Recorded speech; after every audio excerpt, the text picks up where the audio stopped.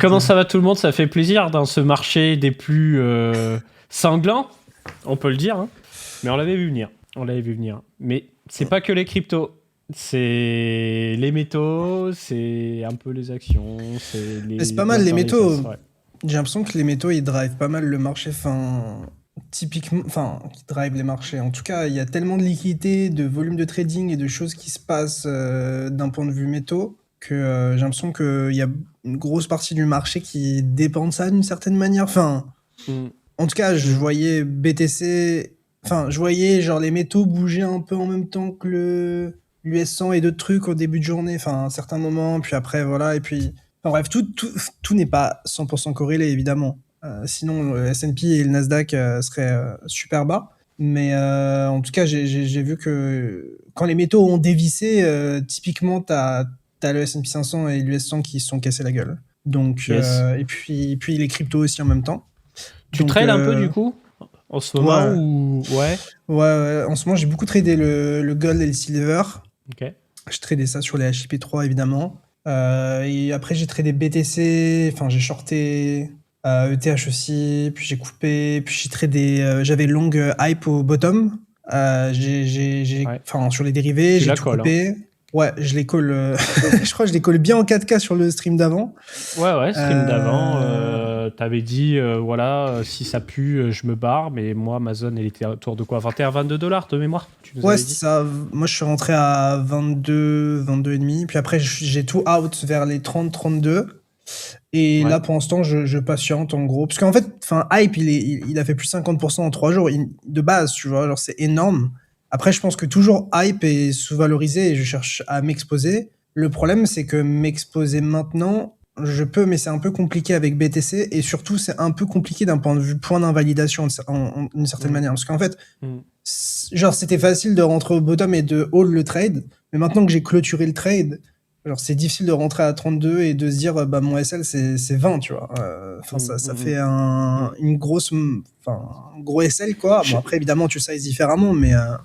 Alors, j'ai pas mal de choses à parler côté actualité, mais je suis chaud, si tu veux, on montre un petit peu le chat, on parle un peu avec le chat, parce qu'on est en plus petit comité en ce moment, et du coup, c'est l'occasion de... Ouais, j'ai affiché le chat. Normalement, on devrait Parfait. voir vos messages. Vous nous Coucou tout le monde, dites. du coup. Yo à Coucou ceux tout le qui sont monde. arrivés, yo à Keza, Dualitic, Atek Philippe, Corail, Label Monde, Cathodic, Gigi, MB7X, MB7DX, On a Psycho. même le chat Enfin, bref. YouTube, je crois, normalement. C'est juste que là, c'est condensé Twitch, mais normalement, on a le YouTube, on a tout le Bah en monde. fait, dès qu'il y aura des messages sur YouTube, on les verra normalement, je crois, hein. Voilà. Les gens sont moins En, actifs sur YouTube. en tout cas, question chat. Vous faites quoi là? Vous avez des zones d'achat, BTC, Ether, vous êtes sideline, vous commencez à DCA, vous êtes rentré big, vous faites quoi? Moi, je vous avoue que si Ether passe bien comme il faut sous les 2000, j'en vois un peu. Mais je suis moyen confiant, hein, en Moi, je vrai. touche plus à Ether, je pense. Je pense que j'en achèterai plus jamais de ma vie en spot. Ah ouais, carrément. Ouais, j'ai peut-être plus jamais de la vie, j'abuse. Hmm. On est là pour le divertissement, on est là pour les clips. Mais non, Ouais. mais en soi, je sais pas. En fait, Ether, pour moi, c'est pas un asset que j'ai envie de bid par rapport à tous les autres assets auxquels j'ai accès, genre. Enfin, Ouais. historiquement, je préfère bid BNB que Ether, mais je préfère bid Hype à BNB, mais je préfère bid BTC enfin, tu vois un peu la logique. Après, ça dépend Ouais, des bien sûr. risques, de la Bah, volatilité, tous ces trucs-là. Mais puis même, genre, à côté de ça, t'as le S&P 500, t'as le Nasdaq, t'as tous ces trucs-là. Donc moi, je préfère largement... Enfin, après, ça dépend de ce que tu cherches et s'il y a un setup technique, etc. Évidemment, Ether, on est dans une zone qui me donne envie, mais j'ai perdu toutefois dans ce putain d'asset, quoi. ok. Et pas dans la Bah chaîne, écoute. ni dans l'utilité, ni Bien dans sûr. Mais c'est il le va y avoir ticker d'autres. ETH, quoi. Ouais, c'est ça. En fait, je vois, enfin, aujourd'hui, je vois pas pourquoi les gens auraient besoin de beaucoup d'Ether à part pour spéculer et je vois pas de buyback ou de. Enfin, après, il y a les dates, quoi. Enfin, les compagnies treasuries et tout. Mais bah, je pourrais montrer ça un peu après parce que j'ai tweeté tu sais, l'outil que j'ai développé. Ouais, Et on va on en voit que parler. Bitmine est totalement underwater, mais genre, c'est phénoménal. Et 6,5 milliards, ouais, de ouais, pertes latentes. ils ont 9 milliards. Ils ont un portfolio maintenant de 9,6 milliards avec 6 milliards de pertes latentes. Ouais. Hmm. Donc, et puis, enfin bref, En fait, je sais pas, je sens pas trop. Tu le sens Donc pas? je me concentre Ça me sur. rassure pas ce que tu dis là. Ça me rassure pas. Enfin, j'en ai Bah, quasiment plus, donc je m'en fous. bah après, statistiquement, ETH, c'est plus ou moins le même prix depuis 4 ans, quoi. Enfin, Mm. genre, on fait un range, disons, de 1500 à 5000. Bon, c'est un range qui est énorme, mais le S&P 500, il est en total price discovery. On a les to the moon. BTC, on a les to the moon. Et pourtant, et ETH, il y a un mec qui l'a acheté genre 4% du supply. Il y a d'autres compagnies, enfin d'autres boîtes qui ont acheté énormément du supply. Et pourtant, il a fait juste un ATH jusqu'à se casser la gueule. Donc, en fait, je regarde la chose de manière un peu rationnelle, tu vois, dans le sens où, en fait, j'ai l'impression que l'herbe est plus verte ailleurs. Et que, en fait, dans des conditions où il aurait dû largement performer, il ne l'a pas fait. Donc, je vois pas pourquoi ça changerait actuellement pour l'instant. Et pourquoi je serais pressé d'en acheter. En fait, pour moi, il n'y a pas d'urgence, tu vois. Je serais plus dans l'urgence pour acheter, je sais pas, du Bitcoin, typiquement, ou s'il y avait un crash ou un dip sur les marchés traditionnels. Mais ETH, en fait, j'ai l'impression que plus j'attends, plus le prix est bas. Donc, je vois pas pourquoi je me presserais pour l'instant. Ouais, je vois. Non, mais ça fait sens. Et tu vois, l'expérience m'a appris à t'écouter sur ça. Et quand tu dis ça, bah franchement. Après, je veux pas fuir, j'ai ça se trouve, on va à 10 000 $, 15 000 $. Moi, c'était ma Non, thèse mais en initiale, ce fait, cycle. Hein. l'argument, il est simple. Tu dis pas que ça ne peut pas monter. Tu dis juste que tu préfères aller sur autre chose potentiellement. Type BTC, En fait, si hype. Ether il va à 10 000 $, est-ce que tu penses que BTC il aura fait un multiplicateur similaire? Probablement. Ou en tout cas, il aura sous-perf, mais il aura très bien perf. Par contre, si BTC perf énormément, est-ce que Ether aura perf? Bah, pas forcément, c'est ce qu'on a vu Pas ce sûr. cycle. Ouais. Donc, et surtout, l'argent des ETF, bon, il y en a beaucoup qui est rentré sur Ether, mais c'est surtout BTC. Bon, après, ils n'ont pas du tout la même taille, donc il faut faire attention aux comparaisons. Mais c'est surtout que là, je vois pas trop la narrative, ça va être quoi? Ça va être stablecoin, ça va être lending borrowing avec to the moon, morpho to the moon. Les L2, bon, bah, on dort. Tous les L2, c'est des échecs. Enfin, échec, c'est des un micro-environnements grand mot. d'exécution. Ça dépend ce qu'on regarde. Mais en tout cas, les tokens ne se sont pas appréciés et on n'a pas vu des performances folles. Peut-être mis à part Mega ETH, mais qui n'est pas encore mainnet. Bon, après, on en a vu d'autres avec des bonnes performances, mais on voit que les gens, ils en tirent pas vraiment un usage de ouf. Peut-être à part Lighter, qui a son L2 et qui performe bien. C'est ça. Et après, et encore, on a le temps de voir et d'être déçu sur Lighter. Ouais. Donc, je sais pas. En fait, pour moi, il faut vraiment différencier la chain, comment vous l'utilisez, et l'asset, en fait. Parce que c'est un peu comme, je sais pas, si Hype, il avait pas de buyback, bah, la chain serait incroyable, mais le coin serait nul à chier, genre, en vrai. Concrètement. Ether, c'est un peu ça. C'est-à-dire que la plateforme, le produit est incroyable, enfin, très bon, mais c'est très composable, et c'est surtout que en fait, je pense que beaucoup de gens dans le chat regardent Ethereum en mode oui, bah Solana c'est plus rapide, c'est moins cher, blablabla. Ok, très bien. Mais moi, depuis que je build, la différence que tu vois, c'est à quel point tu peux te plug à des gros protocoles, à des grosses sources de liquidité, toutes ces choses-là, tu vois. Et sur Solana, il y a, mais infiniment moins que sur Ethereum. Parce qu'en fait, sur Ethereum, tu as le VM. Et globalement, le VM, c'est incroyable parce que tout le monde peut en profiter, l'utiliser. Et que surtout, ça existe depuis des années. Il y a un tas de développeurs qui sont bâtis par-dessus ça, qui ont des connaissances que tout le monde partage. Et du coup, c'est beaucoup plus facile de développer, d'avoir de la distribution et d'avoir de la croissance. Sur Ethereum, en tout cas, ton potentiel sur Ethereum est plus grand que sur Solana historiquement. Enfin, sinon, on aurait un Camino ou un MarginFi qui serait genre infiniment plus gros que Aave d'une certaine manière, peut-être.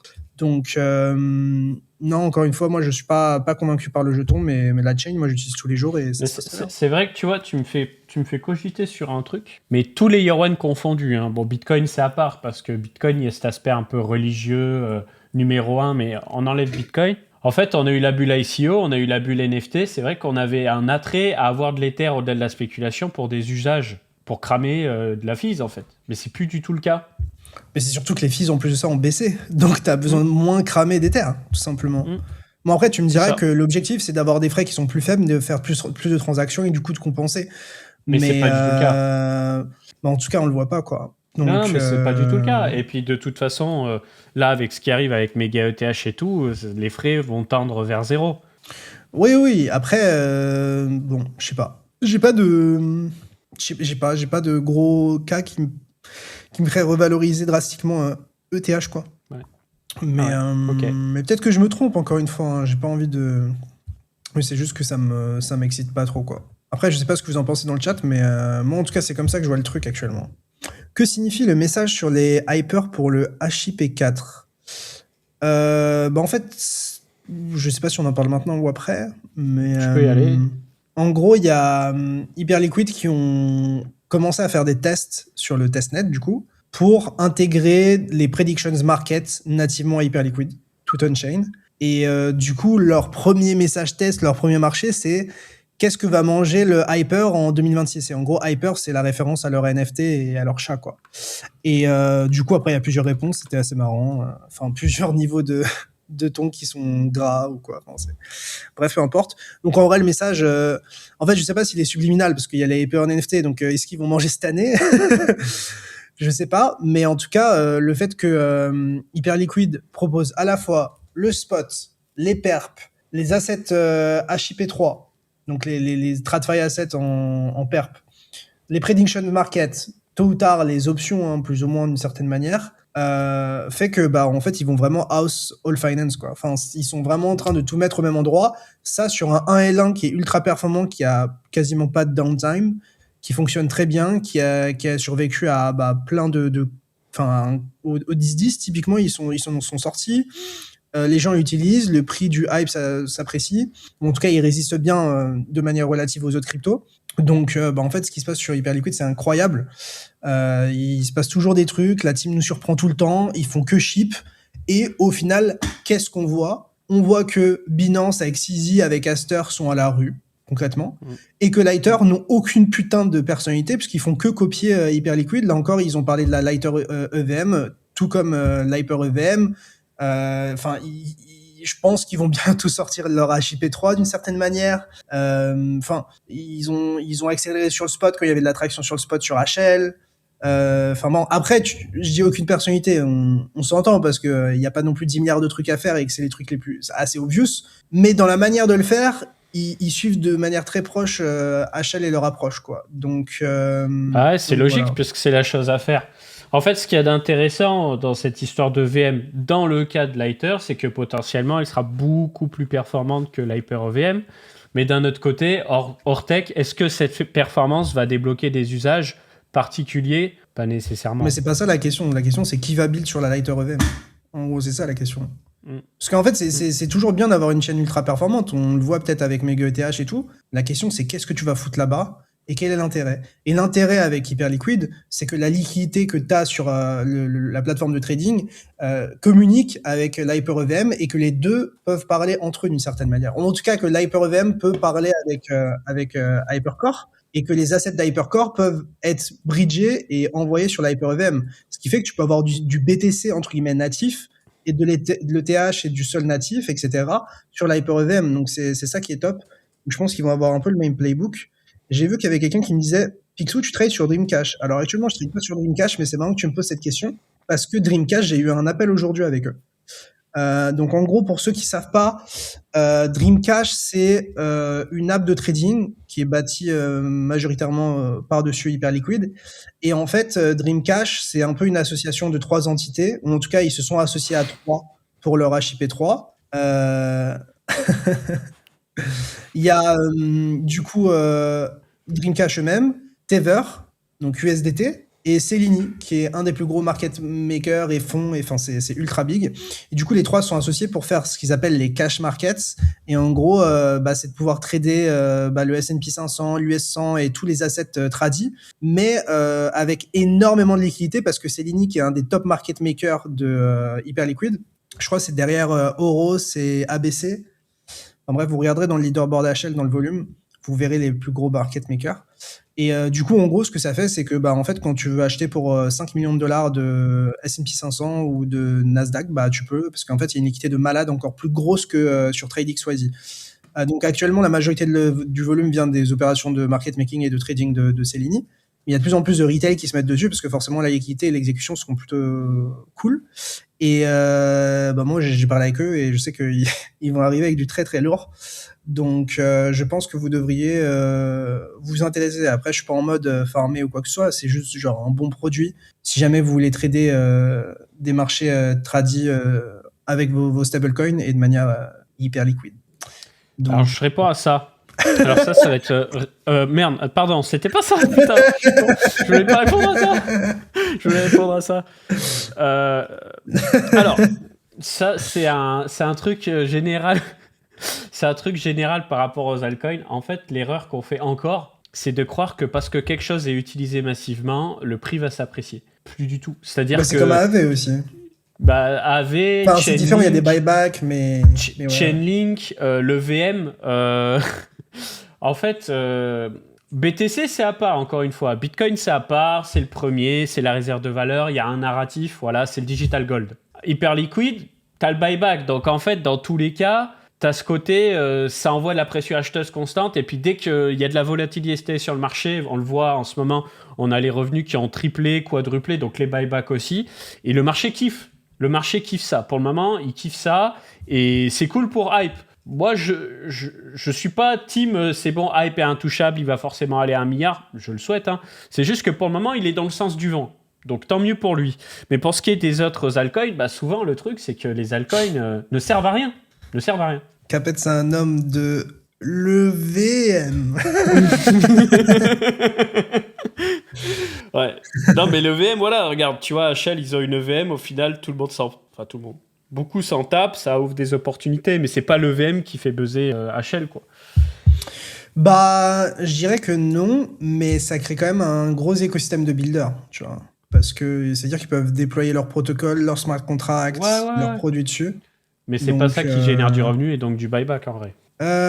C'est plutôt les... Enfin, si on parle des sources externes, c'est plutôt les builder codes qui est globalement un moyen pour des applications de facturer des frais en plus des frais hyper liquides sur une transaction, sur un trade.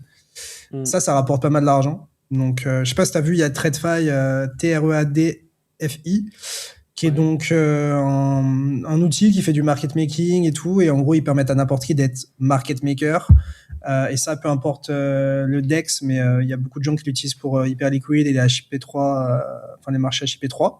Donc ça, ils génèrent beaucoup de sous avec les builder codes, par exemple.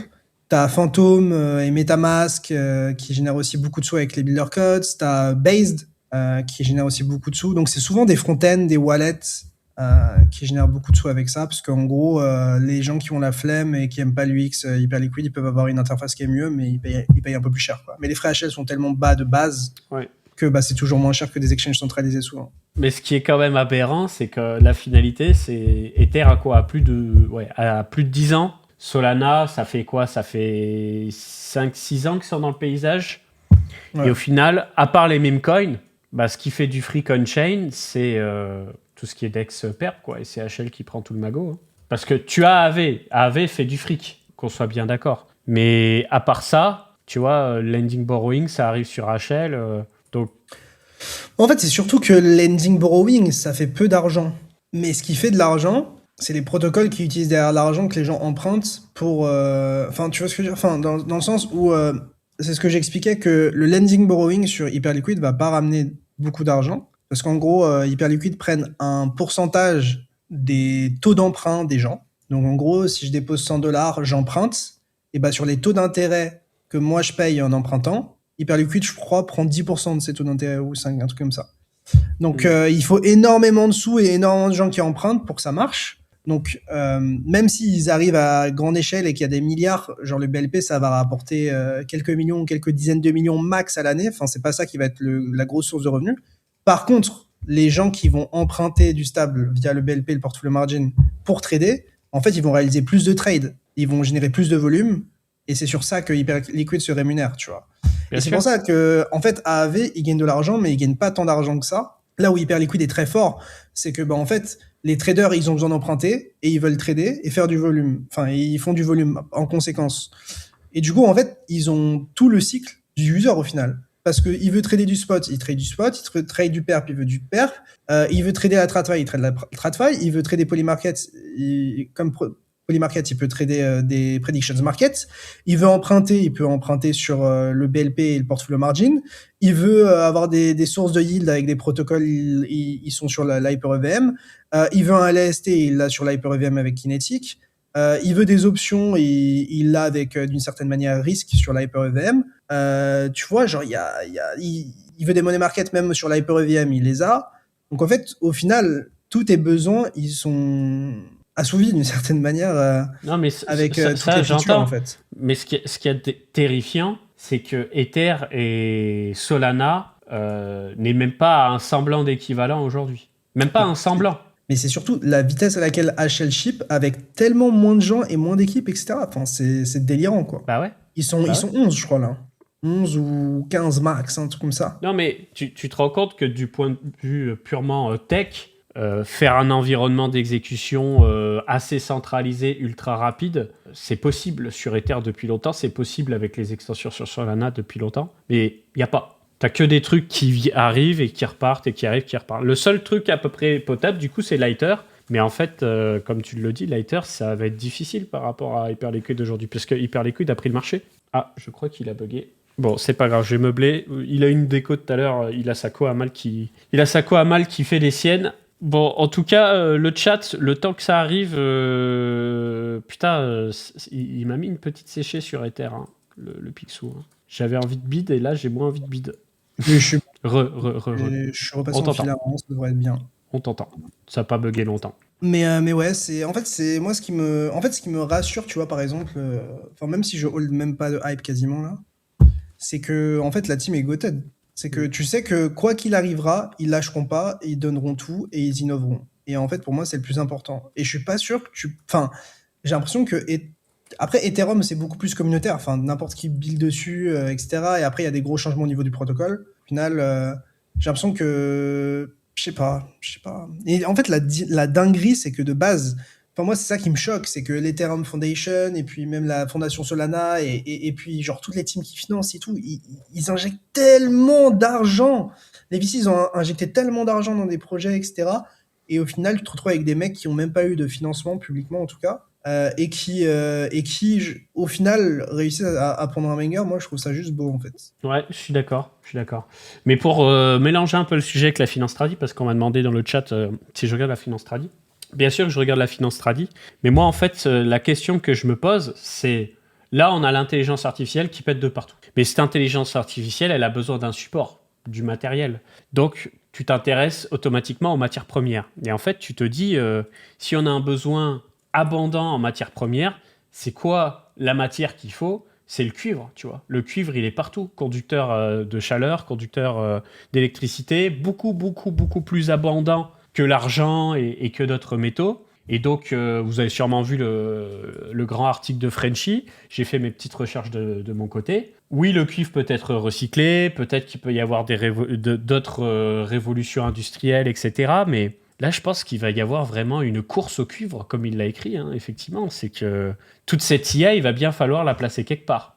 Il va y avoir une demande abondante en termes de calcul intelligent, on va dire. Donc ça va produire, et les gens vont se battre. Y a quelqu'un qui me fait que me poser la question, est-ce que ils m'ont parlé de leurs jetons, je sais pas quoi? Non, jamais de la vie, évidemment.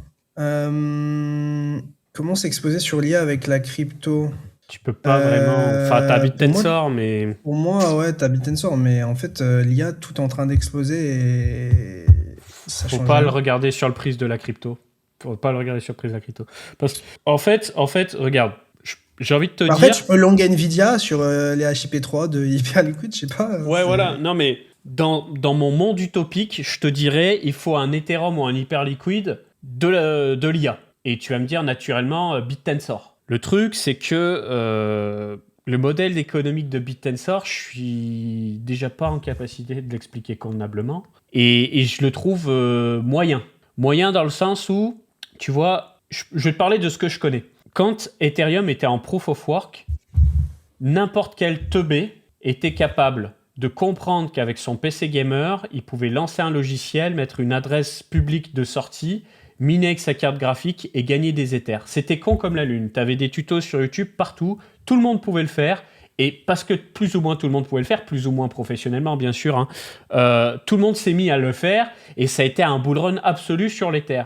Est-ce qu'on peut en dire autant aujourd'hui de BitTensor ? Non, tu vois. T'as plein de subnets plus ou moins utiles, t'en as des très utiles, je pense à Chute, mais tu vois, c'est extrêmement niché. Et surtout, à partir du moment où t'es un minimum sérieux dans ce que tu fais, tu te dis pas fuck ChatGPT, fuck Claude, je vais utiliser une IA open source sur Chute. Non, parce que c'est carrément en retrait, tu vois.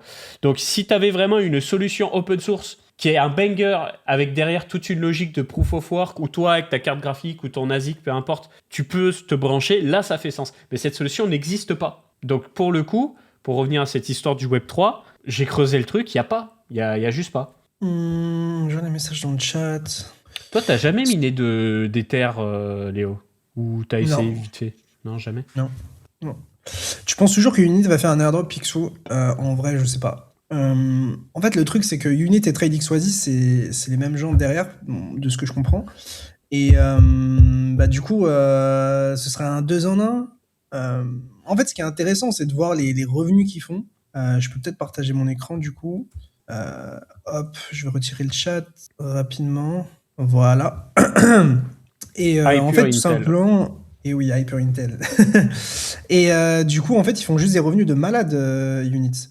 Si tu regardes en combiné, bon après là, vraiment en ce moment, c'était aberrant.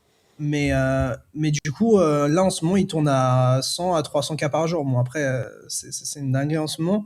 Mais disons annualisé, avec une EMA de 90 jours, ils sont entre, disons, les 45 millions. Donc ça crache... ça crache beaucoup d'argent quand même. Et il n'y a pas beaucoup de protocoles qui génèrent 25 à 45 millions par an et qui n'ont pas de jetons. Donc évidemment, je suis obligé de penser à ça. Évidemment, j'espère qu'il y aura un airdrop. Après, le truc, c'est que eux, ils utilisent tous leurs revenus pour acheter du hype. Et ils se veulent aligner à hype. Donc je sais pas si un jour ils lanceront un jeton. On verra ce que ça donne. Mais en tout cas, c'est important. Enfin, moi, ce qui m'a choqué, parce qu'en fait, ces chiffres-là, je les avais pas vus encore combinés et tout. Et c'est impressionnant, parce que si tu regardes, au total, ils ont fait 19 millions, quoi, depuis le lancement. Donc en vrai, c'est impressionnant. Et après, la majorité du revenu, c'est venu avec le pic où il y avait la whale BTC qui faisait que vendre et tout, et qui achetait de l'Ether. Moi, c'était Gareth, du coup, je crois, ou un autre. Et puis là, récemment, avec les HIP3. Mais disons que les HIP3, même avec le growth mode qui réduit de 90% les fees, ils restent comme ils sont. Ils génèrent environ 45 millions à l'année, quoi. Donc 45 millions, tu prends HL, on est sur un Pi 10 à peu près, 10-12. Donc tu peux valoriser ça à 500 millions, je pense, facile. Et encore, je pense qu'ils ont beaucoup de croissance devant eux. Donc forcément... ça peut être big. Après, je pense que la manière la plus réaliste d'espérer un airdrop, c'est d'utiliser juste Hyperliquid et au final d'espérer qu'ils fassent un airdrop. Parce que dans tous les cas, ils vont faire un airdrop, on sait juste pas quand, parce qu'ils ont encore 40% de supply à distribuer. Donc c'est énorme. Et ces 40% là, c'est 40% de 32 milliards. Donc c'est genre, t'es à facile 15 milliards, quoi. 13 milliards peut-être, un truc comme ça. Donc c'est tout simplement énorme comme incentive. Et c'est genre 26 fois peut-être la market cap de Lighter, un truc comme ça, ou 30 fois. C'est-à-dire que là, en gros, ils doivent encore airdrop 36 fois le market cap de Lighter. Je sais pas si on réalise la dinguerie, genre 36 fois le market cap de Lighter. Donc, si jamais il y a un airdrop à espérer, pour moi, c'est l'airdrop Hyperliquid. Et après, il n'y a pas de secret, hein. Faut être impliqué, faut trader, faut tester les différentes features et y aller, quoi. Donc après, voilà, moi je sais pas. Moi, ce que je fais, c'est que j'utilise Hyperliquid normalement. Je trade les HIP3 parce que j'ai envie de les trader de base et que je fais du volume quand même. En ce moment, je suis moins dans une optique de faire du volume pour faire du volume, mais j'en fais naturellement, quoi. Donc on verra bien. Mais oui, un truc qui peut être simple, c'est vous faites un sub-account, donc un sous-compte sur Hyperliquid, et après vous mettez en portfolio margin, vous déposez moins de $1000 dedans. Parce que c'est la limite, vous pouvez mettre moins, j'en sais rien, peu importe ce que vous avez, vous les testez. Et après, vous pouvez acheter la même somme, enfin, vous pouvez acheter du hype et short de l'autre côté, vous allez être delta neutral. Et du coup, peut-être que vous farmez un truc. Après, le portfolio margin avec des limites de 1000 balles, c'est pas ça qui va vous rapporter 3 milliards de points. Mais comment dire, en comparaison de d'autres features, c'est sûr que si jamais il devait y avoir des incentives sur ça, ce serait très récompensé. Et je sais qu'il y a plein de gens qui n'ont pas testé le portfolio margin. Et vu que c'est une des grosses features qui veulent sortir et qui comptent sur les gens pour tester, pour trouver des bugs, bah voilà. Et bah écoutez, moi, je crois que j'en avais déjà parlé. Mais moi, j'ai juste testé le portfolio margin, j'ai trouvé un bug et je l'ai report et j'ai eu un bug bounty. Donc voilà. Ça, c'était plutôt cool. Est-ce qu'on n'enchaînerait pas... Alors, Léo, est-ce que tu nous présenterais pas ton outil qui maintenant est live, plus en détail, très succinctement un petit peu comment l'utiliser? Vous aurez bien entendu le lien en description et dans le chat parce que vous l'aviez demandé un petit moment. Moi, j'ai une première question. Pourquoi tu as choisi Hyper Intel pour le nom de cet outil? Parce que je trouve que c'était une app un peu genre d'Intel, d'intelligence, de data, donc je me suis dit que ça sonnait bien. Et puis Hyper, parce que petite référence à Hyperliquid et au Hyper. Petite référence aussi à Hyperscan et à tous ces projets-là qui commencent par Hyper. Voilà, j'ai trouvé que ça sonnait bien et j'ai fait ce truc-là comme ça. Donc voilà. Et après, dedans, vous pouvez retrouver énormément de données. Donc là, ce qu'il faut savoir, c'est que la version que vous voyez, elle est encore différente de la version sur laquelle je travaille. J'ai fait plein d'optimisations de temps de chargement, de trucs et tout qui vont arriver. Ouais, puis j'ai enlevé quelques erreurs, des trucs qui allaient pas et tout. Mais bref, en gros, l'app fonctionne déjà, vous pouvez déjà la voir. Donc là, vous avez plusieurs sections. Vous avez la section buyback ici, vous pouvez voir une comparaison des buybacks des principaux tokens, donc à savoir Hype, Pump, AAV, Elite. Et vous pouvez comparer tout en fait, le market cap, la FDV. Zone un petit peu, s'il te plaît. Ils ont buyback au total.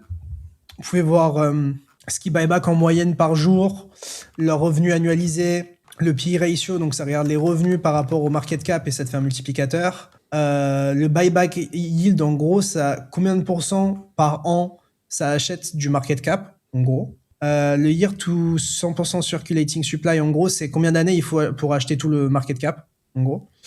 Le circulating supply remove, donc c'est tous les jetons qui étaient en circulation qui ont été buyback.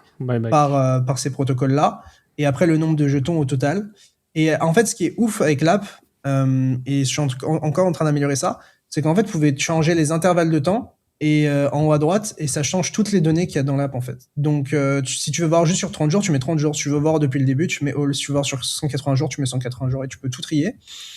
Là, j'ai fait un système qui fait que l'intervalle de temps, il est gardé, peu importe la page du switch. Donc, vous avez la comparaison des buybacks. Après, vous avez un détail des buybacks pour chaque token. Vous avez Hype, Pump, AV, Elite. Vous pouvez voir market cap, la FDV, le circulating supply, une map qui vous montre à quel point genre ça a acheté à certains moments et ça vous met en plus clair les moments où ça a le plus acheté. Ensuite, vous avez le revenu overview ici, donc avec les buybacks par rapport au prix. Ce qui est très cool, c'est que vous pouvez cliquer sur une légende pour retirer la courbe. Donc, j'enlève les buybacks. Et typiquement, je regarde peut-être par exemple sur 180 jours, ou même depuis All, c'est un peu tout baisé parce que j'ai rajouté les buybacks qu'ils ont fait sur les premiers jours. De ce que moi j'ai vu, ils ont acheté, peut-être que je me trompe, encore une fois, hein, peut-être que j'ai fait une erreur et tout, mais de ce que j'ai compris, ils ont acheté pour 50 ou 60 millions de dollars sur les 3-4 premiers jours au listing du Hype, hein, tu vois, donc c'est pour ça que c'était énorme. Mais bref, donc tu peux regarder ici, là, il y a le buyback, une moyenne 30 jours du buyback qui est superposé au prix. Donc, c'est assez bien. Je trouve que c'est un bon élément de comparaison. Vous pouvez vous mettre en mode full screen. D'ailleurs, je suis en train de corriger des trucs sur ça. Donc, ça, c'est super bien. Et après, tu peux même mettre d'autres moyennes. Oula, il fait des freestyles, le graphe. Mais tu peux voir d'autres moyennes à 90 jours et tout. Il est superposé, voir sur le prix. Donc, c'est plutôt utile. Puis après, voilà, vous avez le PE ratio, tous les trucs comme ça. Vous avez énormément de données. Et puis, pour ceux qui sont intéressés, vous avez le tableau avec toutes les données depuis le tout début. Donc, c'est plutôt pratique. Après, vous avez ça pour Pump, pour AAV, pour Lit. Vous avez tout ça. Ensuite, j'ai fait une page avec une vue d'ensemble des ETF et des achats et des ventes dessus. Donc, des inflows et des outflows. Donc, vous pouvez voir tout simplement combien qui est rentré dans les ETF depuis le début. 122 milliards. Combien qui en est sorti? 54,7. C'est la différence entre les deux, 68 milliards. Donc, au final, il y a 68 milliards qui sont rentrés en crypto grâce aux ETF.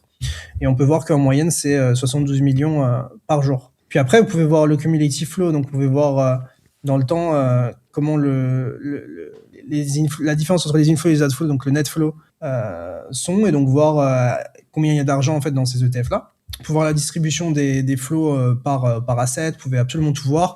Et après, si jamais vous voulez voir une vue plus spécifique à un coin, vous pouvez juste cliquer sur BTC, ETH ou Sol et vous avez tous les ETF. Donc ça, c'est intéressant parce que j'ai fait une superposition du cumulative flow et du prix de BTC. Et on voit que c'est quelque chose qui est très très lié. Donc après, est-ce que le prix monte parce qu'il y a des gens qui mettent de l'argent dans les ETF ou est-ce que c'est les ETF, parce qu'il y a de l'argent qui rentre dans les ETF parce que le prix monte? Je vous laisserai décider. Après, du coup, vous avez le tableau, vous avez tous les détails. Donc, vous avez la même chose pour Ether, ici, pour Sol et tout. Ensuite, je vous ai fait une page pour stratégie Bitmain pour suivre leur accumulation. Donc, vous pouvez voir tout simplement leur prix d'entrée moyen, combien ils ont accumulé de BTC, à quel prix. Vous pouvez voir toutes les données. Vous pouvez même voir la dette qu'ils ont, genre quand ils doivent la dette, quelle est la maturité de la dette, le coupon, le notional. Vous pouvez vraiment Tu peux bien l'expliquer, ça, pour le coup? Ça, pour le coup, c'est un truc dont on parle jamais. Donc ça, je veux bien, si tu comprends bien. C'est juste que, en gros, t'as MicroStrategy qui dit, moi, j'ai besoin d'argent. Et du coup, genre, à la fin, soit il rend l'argent avec des intérêts, soit les investisseurs choisissent de récupérer leur argent, mais en action MicroStrategy, je crois. Et du coup, on peut voir, en fait, toutes les échéances à laquelle il doit de l'argent. Donc, en gros, il a issue des convertible notes, senior notes, genre en 2021, puis en 2024, puis en 2025, etc.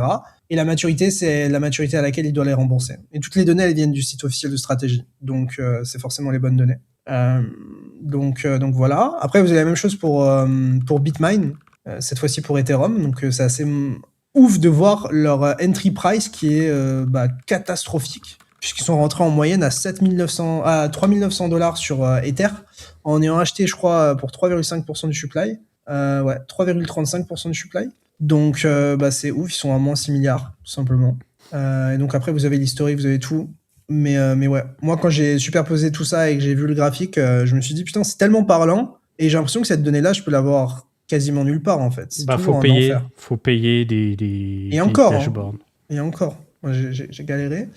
Et puis après, je vous ai fait une section plus Hyperliquid, donc avec Hypercore et HyperEVM. Dans Hypercore, vous pouvez voir une page où il y a toutes les données par rapport au HIP3. Donc, vous pouvez voir l'évolution du volume par deployer, par jour. Vous pouvez voir l'open interest par jour, par deployer. Donc, vous voyez que les sets sont en train d'exploser. Vous avez les volumes par assets. Vous pouvez tout voir. Vous avez les liquidations, vous avez le nombre de traders et vous avez le nombre de trades.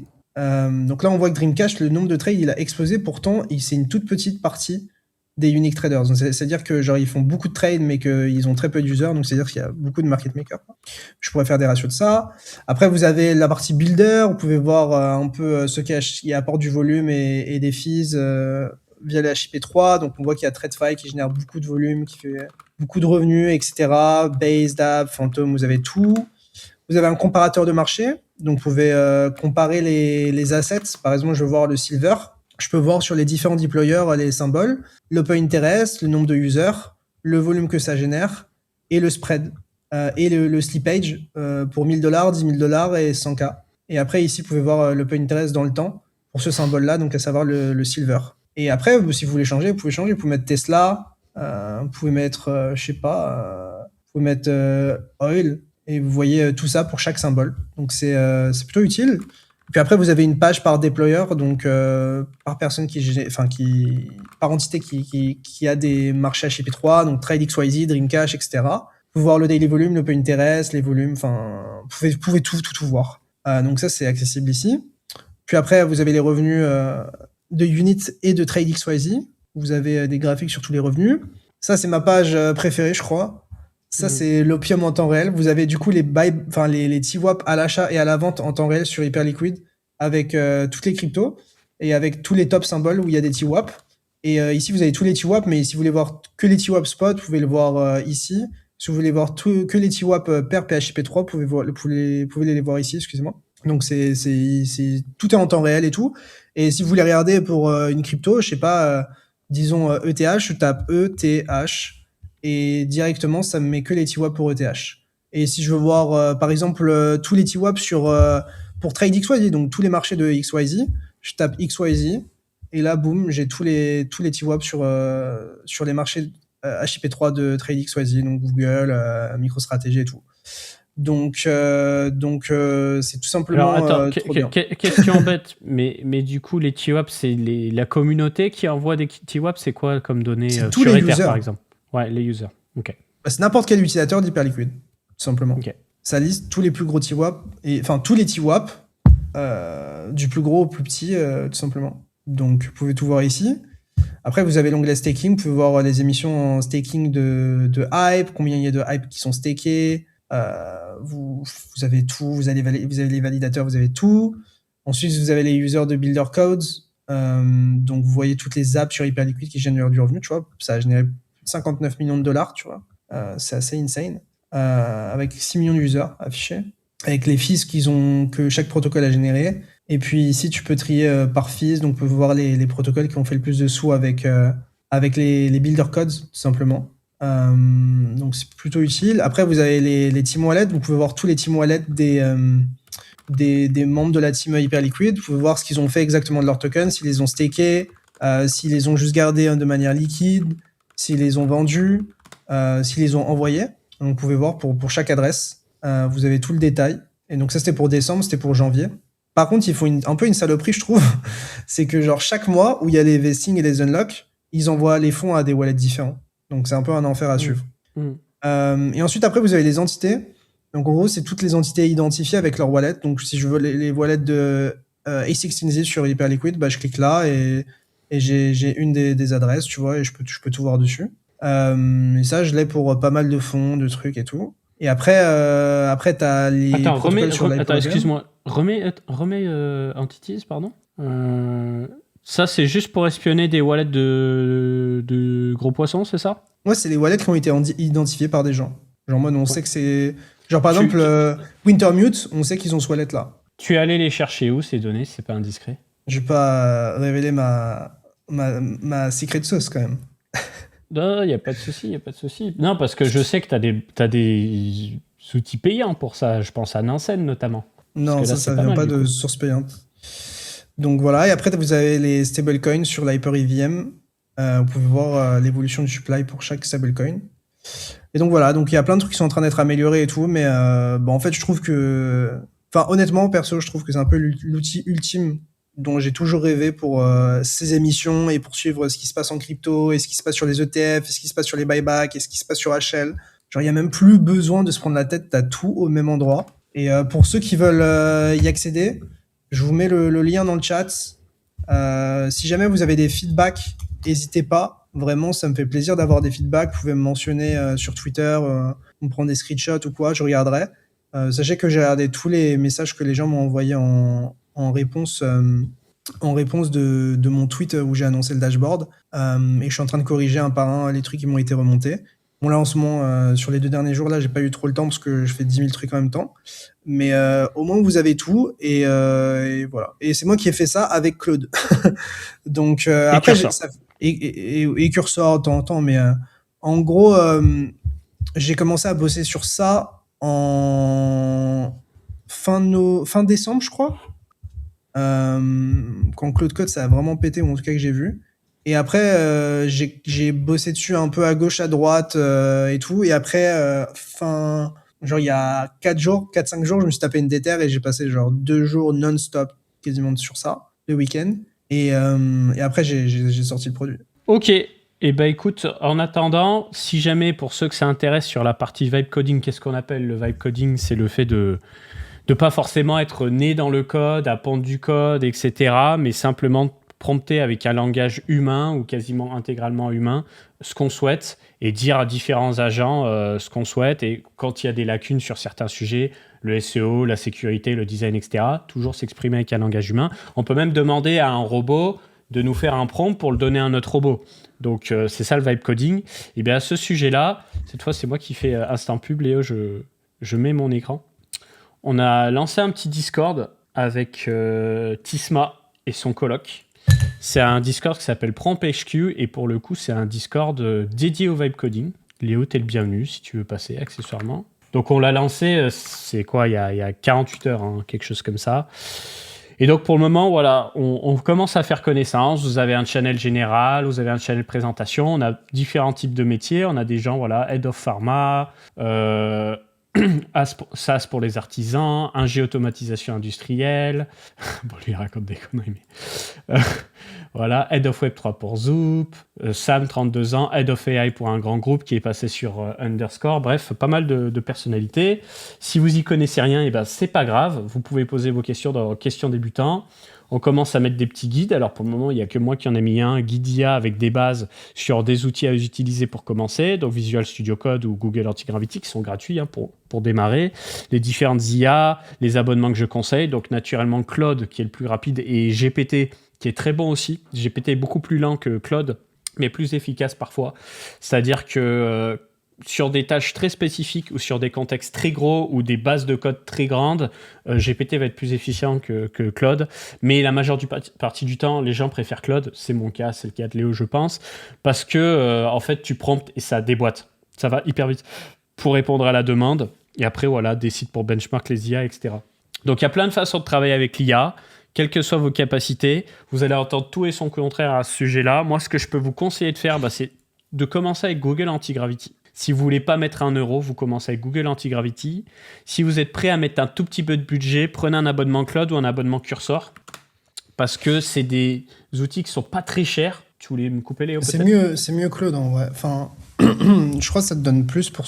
Enfin, faut vérifier, mais Claude, ça donne beaucoup plus de crédit que Cursor et tout. Oui. Et, oui. Et après, moi, ce que j'aurais tendance à recommander... Moi, après, je suis un peu dans une situation un peu unique, mais moi, personnellement, genre, quand je build une app, je suis en mode, si dans tous les cas, j'étais prêt à payer genre $200 pour que quelqu'un la fasse, sachant que d'habitude, ça coûte des milliers d'euros, hein, sûrement. Bah là, en fait, j'ai juste Claude Max et genre, je peux bombarder une bonne partie de la journée, quoi. Donc, même l'abonnement à 20 balles, il est très bien. Et en vrai, moi, en tout cas, l'abonnement à 200 balles... Après, moi, j'ai pris des crédits en plus à côté et tout. Mais moi, je le regrette vraiment, vraiment, vraiment pas, quoi. Donc, après, ouais, pour 20 balles... Enfin, en tout cas, genre, pour gratuit, c'est difficile de faire beaucoup de choses parce qu'en fait, t'es très vite limité en nombre de requêtes et lignes de code et crédits et tous ces trucs-là. Mais voilà. Alors, c'est pour ça que je reprends la discussion. Si vous démarrez... Vous n'avez peut-être pas envie de commencer à mettre de l'argent. Moi, je suis assez d'accord avec Léo, mais je comprends totalement que quand tu démarres, tu n'as pas envie de mettre d'argent. C'est pour ça que Google Antigravity est très bien, parce que vous allez pouvoir prompter gratuitement avec un petit peu de Claude, je crois, un petit peu de Google Gemini, et pour démarrer, c'est très bien. Après, vous allez potentiellement y prendre goût, et donc ce qui va se passer, c'est que très vite, on va vous dire, bon, bah, tu t'es bien amusé, mais soit tu attends qu'on te redébloque, ou alors il va falloir payer un petit peu. Et c'est là où je tiens à le dire que avec 20 euros, vous pouvez faire énormément de choses. Soit 20 euros sur Google Antigravity, soit 20 euros avec Cursor, soit 20 euros avec Claude. Antigravity et Cursor, ce qu'il y a de bien pour les débutants, c'est qu'ils vont vachement vous assister. C'est moins performant que Claude. Vous n'avez pas autant de requêtes que Claude. Je suis totalement d'accord avec Léo. Je vois pas pourquoi t'es moins assisté sur Claude, en vrai. Parce que le terminal, ça fait peur aux gens, gros. Mais gros, je n'utilise même pas Claude sur terminal. Hein. J'utilise Claude Code, gros. Mais comment ça, tu utilises Claude Code ? Tu veux dire Claude Cowork ? Enfin, tu veux dire Claude Desktop ? Tu utilises Claude avec sur Claude Desktop, l'interface. C'est ça que tu veux dire ? Parce que ça, c'est Claude Desktop. Donc toi, tu parles de Claude Code, mais ici, Code, avec interface. C'est ça, Claude Code. Ouais. Ok. Ah, ok, ouais. Oui, ok, Claude Code, oui. J'utilise via l'app, ouais. Ça. Mais après, j'utilise aussi Claude Cowork, qui est vraiment très utile. Ok. Non. Mais t'as pas besoin de terminal pour Claude Cowork qui n'est pas encore sur Windows. C'est la div de malade. Oui, bien sûr. Mais en fait, il y a désolé si on n'arrive même pas à se mettre d'accord sur le vocabulaire, c'est qu'il y a plein de façons d'utiliser Claude. Vous pouvez l'utiliser avec un terminal. Quand il est installé, voilà, vous lancez le terminal, vous tapez Claude, vous dites oui, et puis hop, vous avez le terminal. Donc ça fait un petit peu peur, mais en fait, c'est là où c'est le plus performant, parce que vous êtes au plus proche de l'infra anthropique, on va dire. Donc vous promptez ici. Si vous avez une capture d'écran à faire, imaginons, je prends Cursor, vous prenez la capture d'écran, vous faites Alt-V sur Windows, ça prend l'image, vous voyez, elle est là. Vous pouvez prompter avec une image, j'ai pas de souci. Mais je sais que le terminal, c'est pas forcément agréable pour tout le monde. Donc du coup, vous avez Claude Code avec l'interface. Vous pouvez passer par des IDE comme Visual Studio Code. Donc là, c'est pareil. Hein. Vous allez dans les extensions. Dans les extensions, vous avez Claude Code. Hop, pareil. Vous allez avoir votre petit chat. Il y en a qui vont pas aimer le chat comme ça, donc ils vont préférer passer par le terminal. Donc c'est pareil. New Le terminal. même curseur, tu peux l'utiliser sans voir une seule ligne de code, hein, en vrai. Oui, mais c'est pour ça que je leur dis, pour démarrer, c'est bien Cursor, parce que Cursor, c'est une interface qui te parle, alors que je sais que le terminal, ça fait peur aux gens. En vrai, le terminal, c'est le best, parce que ça nique pas votre contexte, c'est-à-dire quand vous demandez un truc, vous n'avez pas une IA qui va compresser ce que vous envoyez pour faire des économies d'échelle, etc. Ça va niquer votre prompt. Non, le terminal, vous envoyez, c'est du pur. En vrai, viens. En vrai, go rejoindre ton Discord et on parle crypto un petit peu, parce que là, j'ai l'impression qu'on va perdre des gens. Ouais. Et du coup, bref, voilà. Vous avez le Discord, je vous le laisse en description. Je peux peut-être C'est un mettre le truc lien que dans le chat. je vous invite vraiment, vraiment, vraiment à le faire. Je vais vous mettre le lien dans le chat, effectivement. Et en fait, ça peut vous paraître très technique sur le coup, mais ça peut vous débloquer pour tout.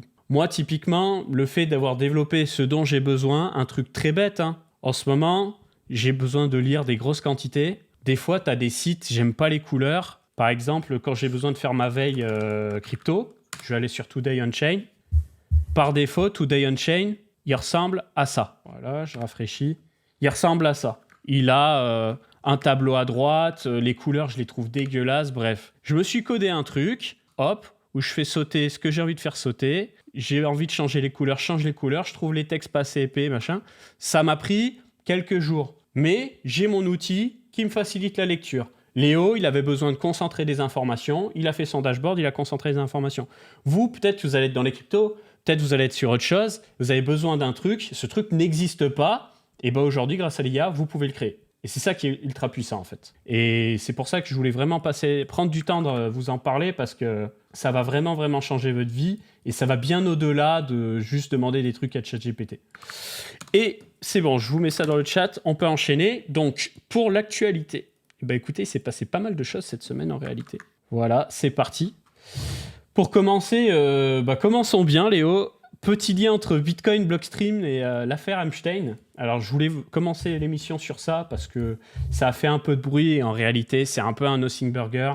Mais en gros, ce qui s'est passé, c'est que Jeffrey Epstein, il a dépensé de l'argent, il a investi dans un nombre incalculable de trucs, de toutes sortes. Et en fait, il a notamment investi sur Blockstream. Alors, Blockstream, qu'est-ce que c'est ? C'est pas rien, hein. C'est une entreprise qui fait des développements sur Bitcoin de différents produits. Donc, ils ont un client open source Lightning Network, ils ont un wallet, ils ont même un réseau Bitcoin par voie satellite et ils ont des développeurs qui bossent sur Bitcoin Core, qui est le principal client de Bitcoin. Et donc, en fait, les gens ont commencé à s'inquiéter parce qu'ils se sont dit « Ah, bah d'accord, Blockstream, ils font des trucs avec des gens bizarres. » Le truc, c'est que voilà, quand tu lèves des fonds, en réalité, tu peux avoir plein d'investisseurs, tu connais pas toujours tous les tenants après, il et était les déjà condamné. aboutissants. Hein. Oui, il était déjà condamné, mais le truc, c'est que, comment dire, t'es pas toujours au courant de tout. Tu vois, là, on te dit par l'intermédiaire de Joy, directeur du MIT, patati patata. Bon,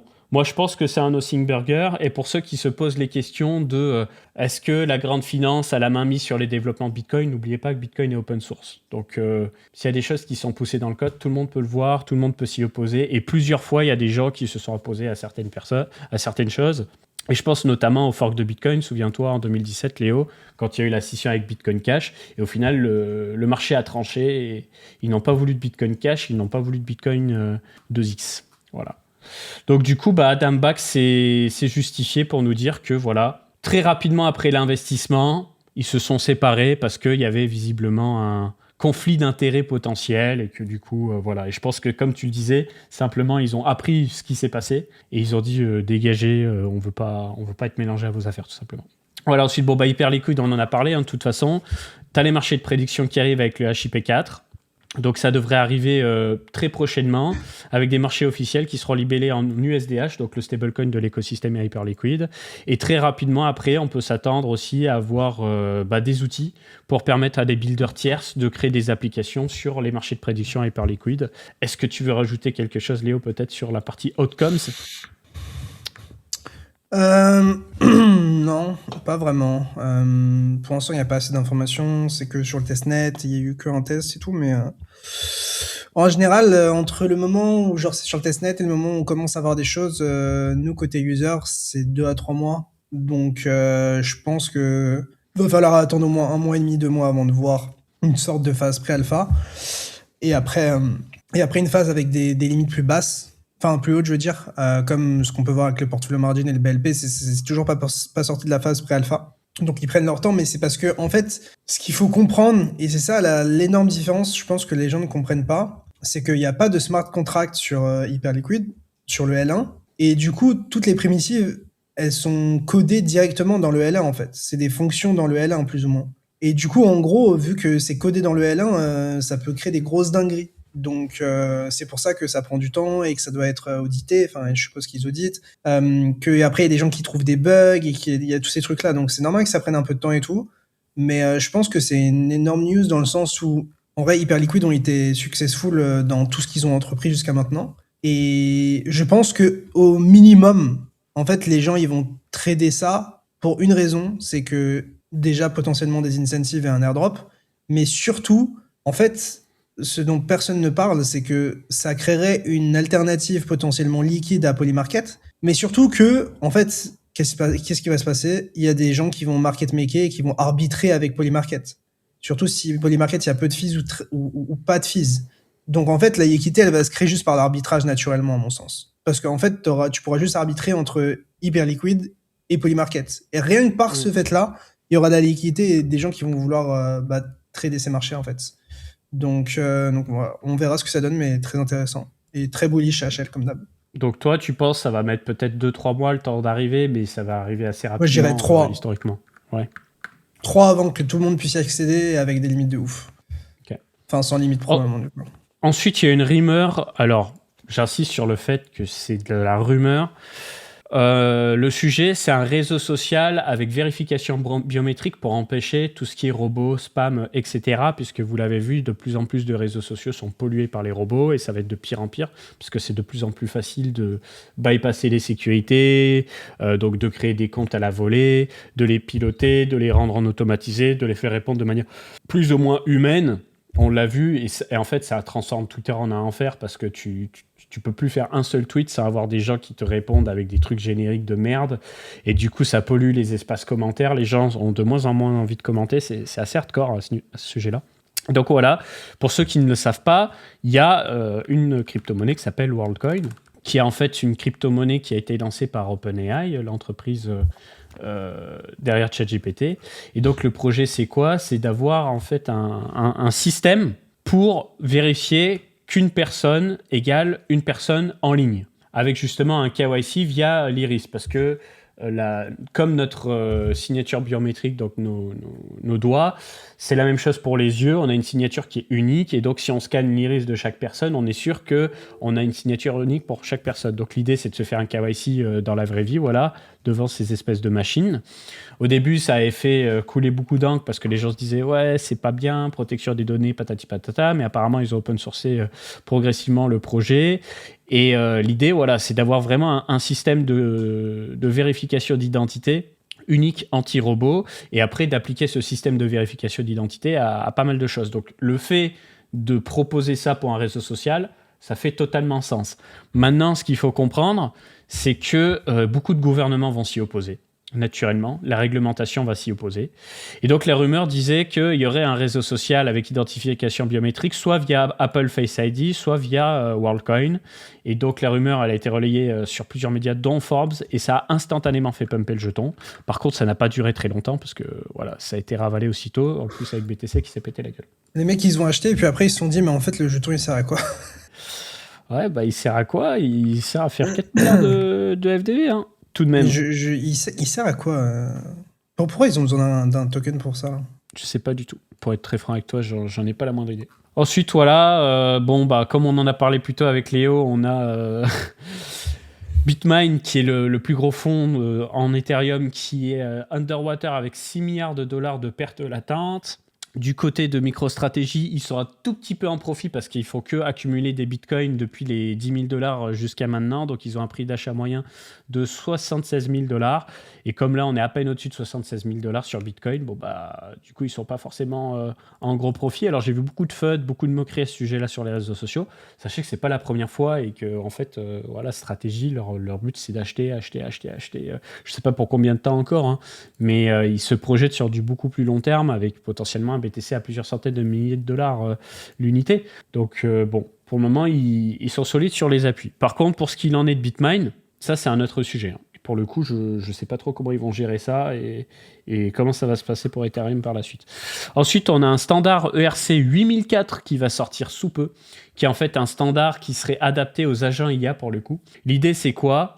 C'est que les agents IA puissent communiquer entre eux avec un socle commun qui est Ethereum, tout simplement.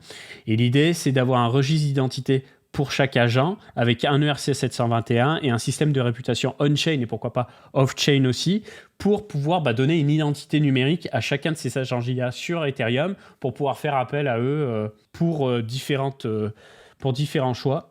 Donc voilà, c'est un ERC20, un ERC parmi tant d'autres. Est-ce que ça va vraiment prendre ? Je ne sais pas. Mais l'objectif affiché ici, c'est simplement d'avoir un ERC dédié à l'IA et de faire Ethereum un petit peu le socle des agents IA. La réalité, c'est que je pense que ça ne va pas trop prendre. Mais bon, on verra. Ensuite, on a Tether qui a enfin lancé son stablecoin régulé aux États-Unis qui s'appelle l'USAT. Et pour le coup, on n'a que 20 millions de dollars de liquidité pour le moment. Il est dispo que sur quelques exchanges, donc Bybit, OKEx. Et l'idée, voilà, c'est d'avoir un stablecoin réglementé en complément de l'USDT pour commencer à faire opération séduction avec des acteurs institutionnels sur le circuit américain. Donc je m'attends à ce que ce stablecoin finalement gagne en capitalisation, mais qu'on s'en serve que très peu parce que ça va probablement pas s'adresser aux normies, ça va surtout s'adresser aux entreprises. Ensuite, pour parler un petit peu de notre partenaire Bitpanda, Bitpanda a lancé une nouvelle étape de communication. Vous saviez, il y avait déjà des ETF, mais ils n'étaient pas très nombreux, de même pour les actions. Là, ils ont simplement augmenté très largement leur carnet d'actifs, en plus des cryptos, avec, je crois, plus de 8000 actions différentes et plus de 2500 ETF différents sur la plateforme. Voilà, donc comme vous le savez, Bitpanda, c'est un exchange où vous pouvez acheter, vendre des cryptos, vous pouvez acheter des actions, des ETF, etc. Vous pouvez commencer à utiliser la plateforme à partir de 1 € avec, je crois, un frais de transaction de 1 € sur les actions. Il n'y a pas de frais cachés. Et vous pouvez acheter des actions fractionnées. Donc, c'est-à-dire que si une action, par exemple, je vous dis une bêtise, coûte 2000 €, vous n'avez pas besoin d'avoir 2000 € pour acheter une action entière. Vous pouvez très bien acheter 50 € de cette action et avoir une petite portion de cette action si jamais vous voulez profiter des performances de l'action. Donc, du coup, voilà, l'idée, c'est de simplifier pas mal les choses. Et je crois même qu'ils ont mis en place une option, si vous avez des actions sur d'autres plateformes, pour les envoyer sur Bitpanda. Donc, on aura l'occasion de vous en parler dans d'autres articles. Donc, n'hésitez pas. Vous avez le lien en description pour ceux qui veulent utiliser la plateforme. Je vous le remets aussi dans le chat. 2 secondes. Merci à Bitpanda d'être notre partenaire historique pour les différentes émissions. Je suis très content parce que pour le coup, ils ont un produit qui est très complet et en ce moment, comme c'est pas trop la joie sur les altcoins, voilà, il y avait des possibilités de se diversifier, notamment sur les métaux avec l'or, l'argent, le palladium et le platine. Ensuite, State of the Market. Voilà. Ethereum relance The DAO, donc tu pourrais te dire, putain, c'est stylé, putain, The DAO, ça fait 10 ans, il se passe des trucs et tout.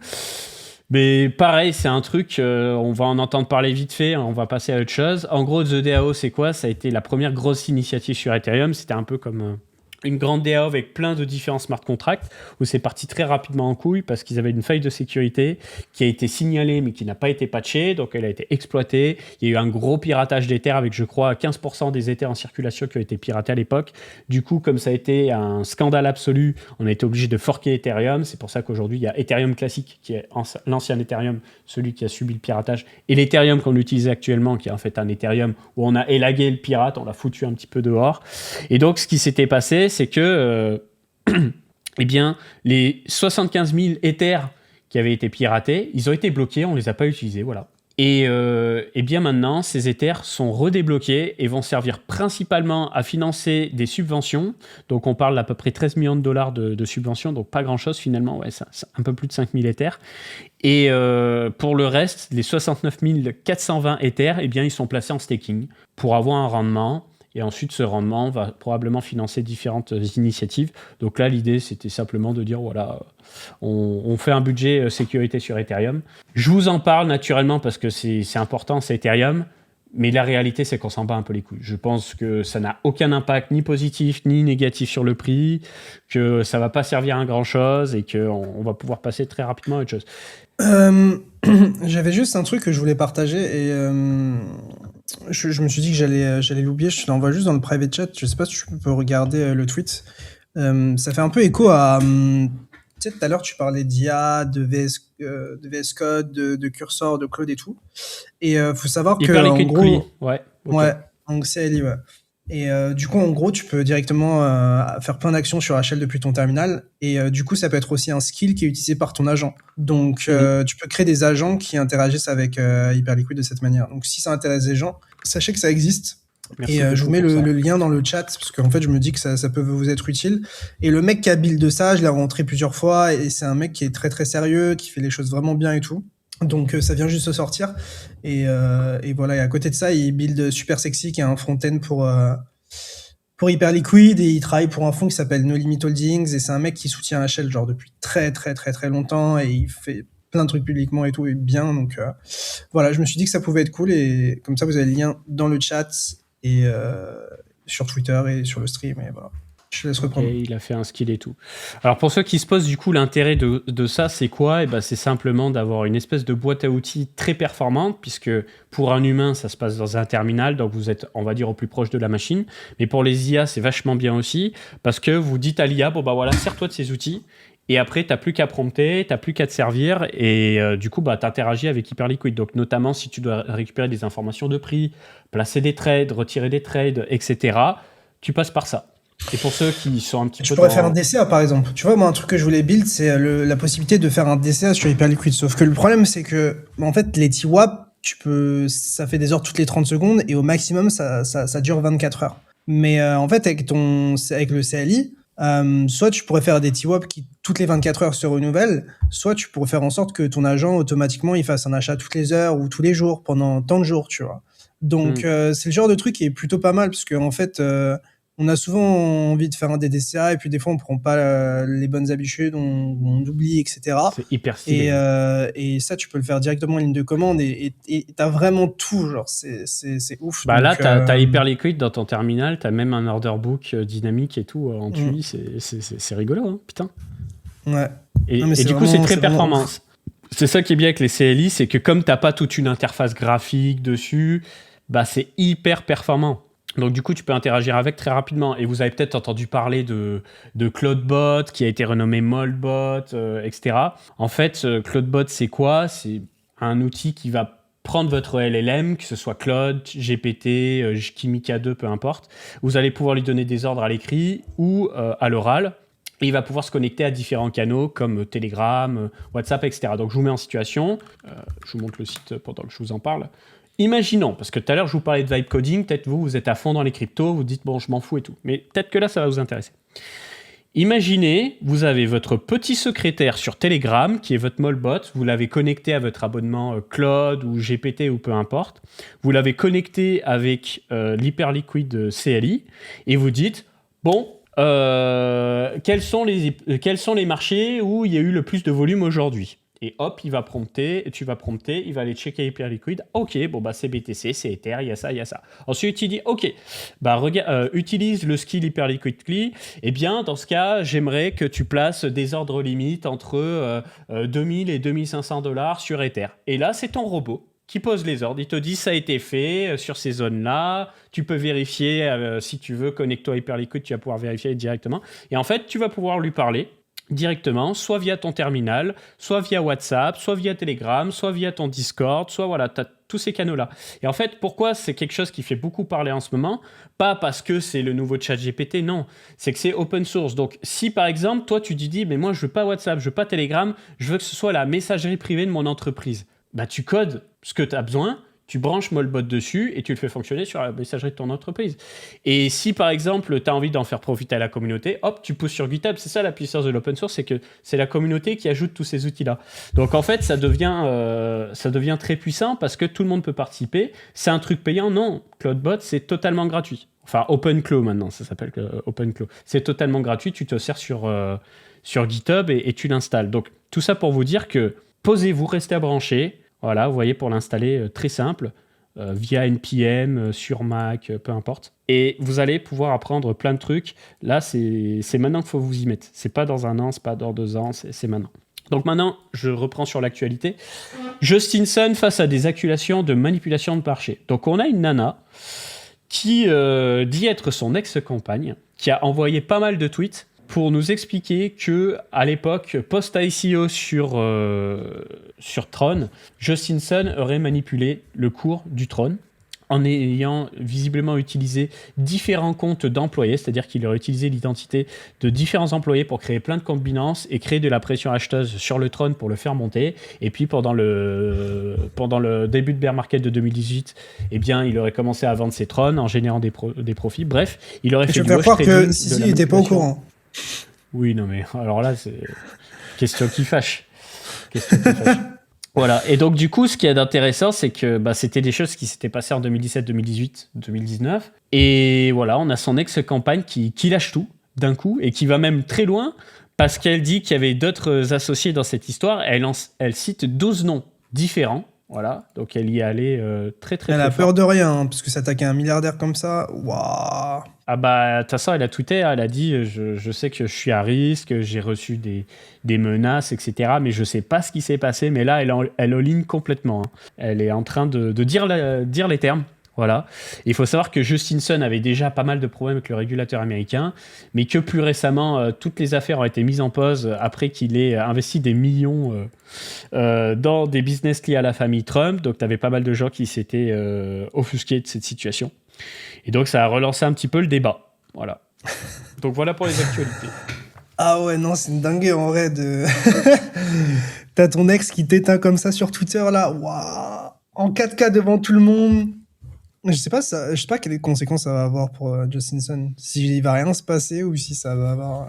Je sais pas du tout, mais en tout cas, je sais pas quelle misère elle lui a fait pour qu'elle all-in comme ça sur sa poire, mais à mon avis, c'est pas qu'une histoire de kékette. Hein. Il doit y avoir des dingueries. C'est obligé. D'ailleurs, elle a fait un autre tweet, alors voilà, histoire d'aller dans le sensationnalisme. Surtout, elle se réveille 7 ans après, quoi. Pour aller dans le sensationnalisme jusqu'au bout, allons-y. I also have the Epstein Files of Crypto World. Donc il y a moyen qu'elle sache plus de trucs qu'il y a eu des petits grattages d'entrejambes, pour dire les choses poliment. Donc on verra. Je sais pas. On verra. Donc c'est la session des dramas. c'est la session des dramas, voilà. Et puis après, dans ce que je m'étais noté rapidement, vous l'avez vu, il y a eu une grosse poussée par le haut des métaux, suivie d'une grosse poussée par le bas. Je vais aussi faire une petite parenthèse sur Google Gemini. Alors pour ce qui est des métaux, pour ceux qui Génie, je veux dire, non en fait, Génie, oui, pardon. Lapsus. Ça, c'est Google, ouf, hein. Je suis choqué. Ouais. Choqué de chez choqué. On va en parler. Alors déjà pour les métaux, c'est simple. En fait, ça a monté. Regardez, Bitcoin en un an, encore un autre lapsus. Gold en un an a fait plus de 60%. L'or, l'argent avait fait x3. Donc là, il a corrigé de $120 au pic à $80. Il était même descendu à $73 aujourd'hui, je crois. Donc on est quand même sur une baisse de 24% sur la semaine. Il est descendu à $71 aujourd'hui, le silver. Voilà, donc c'est la course. Là, les yeux sont rivés sur le cuivre, potentiellement, parce qu'il pourrait y avoir une pénurie de cuivre. Enfin, une pénurie, ça deviendrait plus compliqué de s'en approprier. Donc, affaire à suivre. Est-ce que toi, t'achèterais là ? Est-ce que tu serais acheteur après une grosse correction comme ça sur les métaux, ou c'est pas touchland pour toi ? Moi, je suis en mode full divertissement, dans le sens où j'y vais vraiment tranquille, avec des ordres sur des fourchettes de prix très larges, quoi. Notamment après cette correction. Donc après, moi, en fait, c'est juste que le gold et le silver, ils ont perdu tellement très vite que j'ai bid. J'ai une partie de mes ordres qui sont fait fil dans la nuit, là, ce matin. Et après, moi, je vise un rebond technique d'au moins une partie de la baisse, quoi. Mais de là à un nouvel ATH ou genre to the moon après, je sais pas. C'est juste que je trouve que le marché, il a vraiment... En gros, on a fait quasiment diviser par 2 sur le silver entre le top et le bottom absolu en 3 jours, quoi. 3 ou 4 jours. Et le gold, il est passé de $5,600 à $4,400 en 3 jours aussi. Donc voilà. Après, on est tellement monté avant que je sais même plus quoi en penser. Moi, je suis pas un expert de ces marchés-là, donc j'aurais pas de de conviction qui sont très fortes. Moi, j'essaie juste de trouver des setups à court terme qui me permettent de prendre des trades, tout simplement. Après, en fait, j'ai pas de vision genre moyen long terme sur ces assets. Enfin, c'est très compliqué, quoi. Mais je joue plutôt genre court terme. Qu'est-ce que je vois graphiquement, parce que c'est des marchés qui sont très tendanciels, en fait. Enfin, on est dans des phases très tendancielles. Donc, une fois que tu attrapes une tendance, bah, tu la lâches pas jusqu'à ce qu'on te donne tort, quoi. Ouais. Je parle même en petite unité de temps, quoi. Ensuite, on a les actions en bourse de toutes les entreprises type Software as a Service qui se sont fait déchirer, mais vraiment déchirer. Bah, c'est lié normal, justement à l'IA et au vibe coding, tout simplement. Parce qu'en fait, l'intérêt de ces solutions logicielles, c'était quoi avant ? C'était qu'avant, l'intelligence artificielle nous font gagner un temps énorme dans tout ce qu'on fait. Sauf qu'aujourd'hui, les gens ont la flemme de payer des abonnements parce que potentiellement, ils peuvent coder des clones plus ou moins bons, sans débourser d'argent et surtout les customiser sur mesure. Donc, les gens préfèrent ça. Mais ça coûte la peau du cul. Hein. Atlassian, ça coûte la peau du cul. Figma, ça coûte la peau du cul. Les trucs comme ça. Genre, il y a tellement dans ta liste de trucs. En fait, les gens, ils se rendent pas compte, mais quand tu commences à avoir une team genre de 15, 20, 30 personnes, tout de suite, ces trucs-là, ça te coûte des milliers d'euros à l'année, quoi. Alors qu'en soi, ils font des choses qui sont assez simples pour la majorité et qui sont largement remplaçables par soit des projets open source, soit par des clones que les mecs codent, quoi. Et donc, en fait, au bout d'un moment, tu vois, genre, en tant que user, t'es là, tu te dis, bah, si je prends un abonnement Figma, ça va peut-être me coûter 20 ou 30 balles par mois sur un an. C'est-à-dire que ça me coûte genre 400 balles. Alors peut-être il y a un clone open source ou qu'il y a des mecs qui ont fait la même chose. Tu sais, je te parlais de l'émission dernière de Pencil, qui te permet de copier-coller ce que tu as dans Figma, de le mettre dans leur soft, et ensuite tu peux faire du design avec... Non, c'est pas ça. C'est pas ça. C'est celui-là. Ouais, celui-là. Et après, tu peux prompter avec Claude pour qu'il modifie lui-même tes designs avec tes instructions. Et ça, je peux l'utiliser gratuitement avec Claude, quoi. Donc, je pense qu'on se dirige vers des Claude et ChatGPT et Gemini et tous ces trucs-là derrière toutes les apps. Et puis, voilà. Genre, c'est pour ça que moi, je te dis, l'émission dernière, ou celle d'avant, on parlait du fait que ça allait créer un énorme chômage et que ça allait changer le monde et qu'on savait pas à quoi ça allait ressembler. Et là, c'est concret. Et je pense que ça va être de plus en plus concret. Il y a tellement de boîtes à risque. Tout est à risque. Tout. Clairement. Et c'est pour ça que je voulais terminer sur Genie. Alors, pour ceux qui ne l'ont pas vu, Genie, c'est quoi ? C'est un projet qui peut encore bien évoluer. C'est fou. Mais l'idée, c'est de prompter un monde. Donc, prompter un monde, soit avec du pur texte, soit avec une photo. Donc, premier exemple, voilà. On veut un monde avec un Shiba Inu à l'intérieur. Donc, on a un personnage à la troisième personne qu'on peut déplacer dans un monde. Et tu déplaces avec ton clavier, c'est ça qui est ouf. Ouais. Alors, ouais, mais ça, moi, ce qui me choque, c'est que ce soit en 720p à 24 images par seconde. Donc, c'est pas la fluidité absolue, mais ça reste quand même correct. À partir d'un prompt par-dessus. C'est délirant. Et je vais vous dire ce que j'en pense en tant que gourou du gaming, parce qu'il y en a qui disent oui, mais ça remplacera jamais un jeu vidéo. Attendez. Je vous attrape dans 2 minutes. Vous voyez, pour le moment, on est sur un personnage à la troisième personne qu'on peut déplacer au clavier ou à la manette en bricolant un petit peu, dans un monde. Mais t'imagines, dans 2-3 ans, surtout, la dinguerie que ça va être. Mais vous pouvez aussi envoyer une image, importer l'image et vous déplacer dans l'image. Moi, c'est ça que je trouve complètement fou. Mais en fait, maintenant, je vais calmer les habituels sceptiques de l'IA en disant « Oui, mais ça vaut pas un vrai jeu. Oui, mais t'as pas de mécanique de gameplay complexe. » Alors, ce qu'il faut bien comprendre là-dedans, c'est que avant, t'avais une idée, fallait la maqueter, fallait la coder, voir si t'étais bien dans l'environnement, etc. Là, maintenant, t'as juste une idée. Déjà, tu peux pré-maqueter avec un prompt. Tu peux pré-maqueter avec une photo. Ensuite, c'est le début. Donc, vous imaginez bien que dans 1 an, 2 ans, etc., vous allez pouvoir faire quelque chose de beaucoup plus complexe. Mais là où ça devient complètement délirant, c'est que potentiellement, vous pouvez pré-maqueter avec un prompt et ensuite passer ça sur un moteur type Unreal Engine, parce que je pense que c'est Unreal Engine qui va tout bouffer, hein. Ça va pas être Godot ou à la limite ce sera Unity. Et en fait, vous allez pouvoir utiliser une autre IA en disant bon bah voilà, moi j'ai cet univers-là, j'aime bien, reproduis-le-moi sur Unreal Engine, et voilà. Donc là, je vous envoie un petit alpha, vous connaissez peut-être pas, c'est Aura AI, je crois, Unreal Engine. C'est vraiment tout frais, hein. Pour le moment, je ne crois même pas que ce soit totalement public. Moi, j'y ai un accès parce que, souviens-toi, Léo, je te disais l'an dernier, j'avais pas mal bouffé Unreal Engine. Aura, c'est quoi ? C'est le cloud code d'Unreal Engine. En gros, tu branches Aura à ton moteur Unreal et puis tu promptes ce que tu veux et il va même pas utiliser la techno blueprint, il va littéralement coder en C++. Mais Donc en fait, t'imagines le chômage dans l'industrie du jeu vidéo, genre c'est mec. cataclysmique. Mais moi, le truc auquel je pensais, je pense Rockstar, quand ils voient ça en préparation de GTA 6, ils se disent on va sortir un jeu qui va être déjà has-been. Parce que, Mais ils le savent, ça. genre, dans le sens où, évidemment, le jeu va être incroyable, évidemment, ça prend énormément de temps, et évidemment, c'est que des prototypes, et évidemment, tout va progresser, mais c'est pas encore mature comme tech et tout. Mais dans 2-3 ans, je pense que la tech, elle sera bien plus mature, et les jeux, ils vont totalement changer. Je pense c'est aussi possible qu'il y ait beaucoup plus de jeux, que ça fasse un peu un délire de TikTok, tu vois, genre en mode les gens ils se lassent super vite, ils changent de jeu super vite, il y a de la nouveauté, il y a encore plus de jeux, plus de Ouais, tout nouveautés, à fait. plus de trucs. Tout à fait. Et du coup, en fait, c'est encore une industrie qui va changer, quoi. Donc, c'est une folie. Bah, moi, en fait, ce que je kiffe dans ce nouveau délire, c'est que tu vois, pourquoi l'industrie du jeu vidéo est passée sur Unreal Engine, c'est parce que, en fait, ça devient trop compliqué de développer ton moteur, d'apprendre à maîtriser le moteur, de mettre des équipes dessus, de pondre des jeux. Donc, en fait, tu vois, Unreal Engine, t'as Fab, ça c'est pour la culture. Fab, c'est la marketplace d'Epic Games, en gros, où t'as plein de plugins, d'outils, d'assets 3D, etc. Donc tout le monde va se servir d'un Fab. Tu as des outils pour faire des FPS, des jeux à la troisième personne, des open world, des jeux de conduite. Tu as tout, en fait. Tu as absolument tout. Alors pourquoi il m'a pas mis Fab comme je le voulais? Ah si, il faut faire Start Exploring. Mais là, le truc, c'est qu'avec l'IA, on va pouvoir prompter ce dont on a besoin. Donc on va pouvoir faire des textures avec des prompts, on va pouvoir faire des mécaniques de gameplay avec des prompts, mais surtout, on va pouvoir utiliser du C et du C++ plutôt que passer par des langages de plus haut niveau sur Unreal Engine. Parce que si tu veux, tu as un truc sur Unreal Engine qui s'appelle le blueprint. Je vous montre ça en vitesse. En gros, le blueprint, c'est des connecteurs comme ça. C'est des bouts de code où tu dis par exemple, bon bah tu pars de mon personnage qui spawn, ce connecteur c'est pour sauter, ce connecteur c'est pour s'accroupir, ce connecteur c'est pour la physique, la gravité, patati patata. Mais c'est un langage de plus haut niveau, donc c'est une machine à gaz ces trucs. C'est une grosse machine à gaz en termes de performance.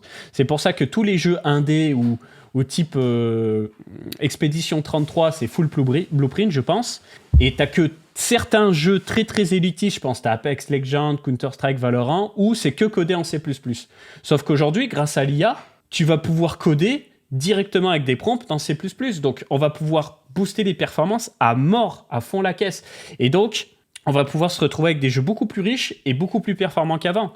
Donc, l'industrie va totalement changer. Et ça va permettre des gens avec des petites équipes de 5 ou 10 personnes de faire des énormes bangers. Moi, c'est ça où je suis vraiment très, très, très optimiste, tu vois. C'est qu'il n'y a plus d'excuses, quoi. Il y a quelqu'un qui disait, par contre, le chômage, oui et non, ça veut aussi dire que n'importe qui pourra faire le développement du jeu vidéo et les jeux de demain seront monstrueux. Bah oui, mais le truc, c'est qu'il faudra beaucoup moins de gens pour faire un jeu. Donc forcément, ça crée énormément de chômage. En fait, le truc, c'est que genre, oui, bah, peut-être que tu vas avoir beaucoup moins besoin de gens pour faire un jeu, mais peut-être que les gens ils vont faire beaucoup plus de jeux, donc ça veut dire qu'il y aura toujours autant de... Non, enfin, je pense pas que ça va se compenser de cette manière-là. Et évidemment que l'humain a une plus-value, et évidemment qu'il y a des gens qui ont des talents qui sont incroyables et tout, mais c'est juste que d'un point de vue productivité et temps passé, genre ça, tout va baisser. Et en fait, le truc, c'est qu'il y a plein de métiers qui seront difficilement justifiables. Les gens seront moins indispensables. Tu auras des gens qui auront des postes beaucoup moins indispensables. C'est surtout ça qui va se passer. Les gens vont pouvoir se donner une utilité, mais ça va donner beaucoup plus de précarité, on va dire, où les gens vont sauter. Bon, après, honnêtement, le marché du jeu vidéo, c'est déjà beaucoup ça. Dans des grands groupes, tu as des salariés, mais très souvent, tu as des boîtes où ça prend des freelances, où ça fait des petits contrats à gauche à droite pour des missions. Oui, après, les gros studios, ils ont des gens qui restent longtemps quand même. Tu vois. Oui, c'est ce que je disais. Mais tu as beaucoup de boîtes où ça saute à gauche à droite, quoi. Du coup, ça demande l'analyse technique Picsou dans le chat, si tu veux parler rapidement de BTC Ether. Ouais, attends. Vous aimez l'émission? J'espère que vous aimez l'émission. N'hésitez pas à nous suivre sur Twitch et YouTube si ce n'est pas encore fait. On aura parlé de vibe coding, de jeux vidéo, de crypto, de métaux. On aura parlé de pas mal de choses. Hein. Alors, attends, voilà. Écoutez, sur BTC, c'est plutôt simple en fait. On était dans notre range, on a fait une déviation au-dessus, on a réintégré. L'objectif, c'était au minimum la borne basse du range. Et au final, on l'a transpercé instantanément. Donc, moi, je vois ça tout simplement comme... une continuation, dans le sens où t'as ta baisse, ton range avec une déviation et ta baisse. Et en vrai, enfin, honnêtement, genre, il y a rien de surprenant à ça. Les gens qui font les choqués et tout, vous regardez typiquement en 2022, c'est exactement ce qu'on a eu, hein. On a eu un range, enfin une baisse avec un range, une déviation et une baisse à nouveau, une consolidation, une poursuite. Donc, enfin, ça c'est des patterns qui sont assez classiques, c'est-à-dire que le marché il est dans une tendance, ensuite il consolide et puis après il reprend sa tendance, etc. Et là c'est exactement ce qu'on a vu. Et maintenant, en fait, le truc c'est que j'ai regardé et on n'a pas pris ce lot en fait sur Bybit Perp, sur Binance non plus on l'a pas pris. Donc ça me dérange dans le sens où en fait si on avait fait une prise de liquidité qui était clean, genre en mode ça c'était notre gros niveau de résistance, on le reteste ici et puis derrière on fait une petite déviation en dessous et on repart, on rebondit. En vrai, je dis pas non à ce scénario, genre il est plutôt sexy et c'est ce qu'on a envie de voir typiquement pour un bottom ou genre pour moi un rebond qui est fort quoi. Le truc, c'est que, bah, en fait, on n'a toujours pas chassé ce lot. Et enfin, peut-être que je me trompe, mais 99% du temps, sur des grosses time frames, quand on les élo comme ça, on va les chercher, quoi. Donc, moi, si je cherchais à acheter du BTC, j'attendrais au moins qu'on prenne ce lot. Et en fonction de la réaction, j'essaierais au moins de long avec un SL en dessous ce lot, si jamais on a un scénario comme ça. Et si jamais on enfonce sans rebondir ici, bah, je pense que je partirais tout simplement en DCA sur Bitcoin, en fait. Ou de commencer à faire des achats stratégiques parce que parce qu'en fait, quand on commence à arriver sur des corrections de l'ordre de 40-50%, historiquement, on corrige plus que ça, mais moi, ça me commence à devenir sexy, quoi. Surtout que j'ai du mal à imaginer BTC sous 40 ou 50K, quoi. Donc, techniquement, genre, la zone que tu as envie d'acheter long terme, bah, c'est 61-78%. 61-78%. Et si ce cycle-là, c'est super cycle et qu'on retrace moins, ce sera au-dessus, quoi. Mais globalement, j'ai envie de dire que tout ça, c'est genre globalement la zone que tu as envie d'acheter progressivement sur BTC. Et puis derrière, trouver une structure pour repartir sur un cycle d'après. Mais en tout cas, c'est ça que je regarde, quoi. Après, d'un point de vue weekly, on est toujours dans une... Enfin, en fait, ce qui est vraiment problématique dans le weekly, c'est que tu es dans une dynamique où genre tu fais des creux de plus en plus haut et des sommets de plus en plus haut. Et là, tu avais l'opportunité de garder ce creux plus haut que le précédent et de repartir, quitte à range pour derrière reprendre. Mais là, on dirait vraiment qu'on a cassé un truc, quoi. Du coup, en fait, ça me rend genre pas du tout. En fait, ce que ça m'indique, c'est que j'ai pas l'impression qu'il faut se précipiter et que bah, en fait le marché il va mettre du temps à digérer toute cette baisse et tout. Donc, peut-être que je me trompe, hein, mais moi en tout cas je suis pas pressé. Ce que je regarde, c'est les EMA en 3 jours, elles sont baissières. Les EMA en weekly, elles sont baissières en 2 semaines aussi. En mensuel, on est passé en dessous des EMA. En daily, on est sous les EMA. En 4 heures, on est sous les EMA. Donc moi, genre, tous les biais par rapport aux EMA, ils sont bearish actuellement. Donc moi, je me précipite pas et je regarde ça tranquille. Moi, actuellement, je suis en full stable, globalement. Dans le sens où bah, je vois pas l'urgence de me positionner sur le marché crypto. Enfin, quand je dis je suis full stable, sur mon allocation crypto, je suis en full stable. Après, évidemment, j'ai des stocks, j'ai des indices et tout. Donc, mais en tout cas, sur BTC, je ressens pas l'urgence. Et en fait, ce qui me fait grave chier, c'est que j'ai tellement envie de buy hype, mais juste BTC ressemble à rien, en fait. Donc, c'est pour ça que je me mets pas trop à fond sur hype. C'est-à-dire que, genre, évidemment, pour moi, hype est sous-valorisé. Évidemment, il va aller plus haut dans mon esprit. Mais la question, c'est combien de temps ça va prendre à BTC pour digérer et réavoir des impulsions positives. Et ça va conditionner évidemment le graphique de hype. Donc après, hype résiste très bien et se comporte très bien par rapport à BTC.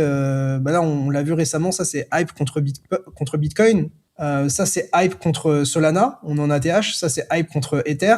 Ça, c'est hype contre BNB. Donc, on voit que contre BTC seul, le TH, ça tient très très fort et que ça surperf même. Donc, c'est plutôt une bonne chose. Mais malgré cette surperformance, si BTC se casse sa gueule, c'est vraiment relou. Donc, en fait, moi, ce qui me fait chier même, c'est que, tu vois, même si on avait un rebond fort et qu'on récupérait ce range et tout sur BTC, le fait qu'on n'ait pas chassé ce lot ici, pour moi, c'est vraiment problématique. Genre, c'est vraiment pas quelque chose que tu as envie de laisser à moyen long terme. Et souvent, le marché, il est tout simplement attiré par ces lots-là. Donc, pour moi, c'est impossible actuellement de me positionner sur BTC de manière bullish à court terme. Et ce sera plus une fois qu'on aura pris les lots et que j'aurai vu ce que fait le marché à partir de là. Mais jusqu'à ce moment-là, pour moi, c'est l'inconnu. Donc voilà. Par rapport à Ether, Bah écoutez, ça pue la merde, hein, c'est juste dégueulasse, c'est juste horrible. Euh, Enfin, voilà, ça c'est le cycle d'Ethereum, hein. C'est-à-dire que là, t'étais en 2021, hein. T'étais en 2021, t'étais bien, boum, t'es tombé dans le coma. 5 ans après, tu reviens sur la charte, tu fais, waouh, la dingue. Il bande mot, hein, Ether. Ah là, c'est très mou, hein. Donc voilà. Et en fait, moi, ce qui me fait vraiment peur sur ETH, c'est même plus genre l'asset ou sa valeur. Au final, c'est plus le délire que Bitmain, ils ont genre pour 10 milliards dessus, donc enfin, avec 6 milliards de pertes latentes. Et qu'est-ce qui se passe si ETH, il va genre à 10 ou 20% en dessous, tu vois? Et c'est un peu aussi le problème sur BTC parce que, en fait, jusqu'à maintenant, Saylor, il avait dit je vendrai pas. Et Saylor, il a dit que si MicroStrategy ça retournait sous 1 de MNAV, et bah, il pouvait se permettre de vendre. Et qu'est-ce qui se passe si Saylor il commence à vendre, tu vois, genre tu rentres en full panic mode. Et qu'est-ce qui se passe sur Bitmain, genre si au lieu de perdre 6 milliards de manière latente, il perd 10 ou 12. Alors, ces investisseurs, ils vont commencer à hurler, ils vont péter un plomb. Donc en fait, le problème, c'est que j'ai un peu l'impression que ces compagnies trésoristes, ces dates, c'était une bénédiction quand le marché montait. Et maintenant, j'ai l'impression que vu que les prix ils ont bien corrigé, c'est plutôt une épée Damoclès. Et c'est pour ça que je me précipite pas trop parce qu'en fait, c'est.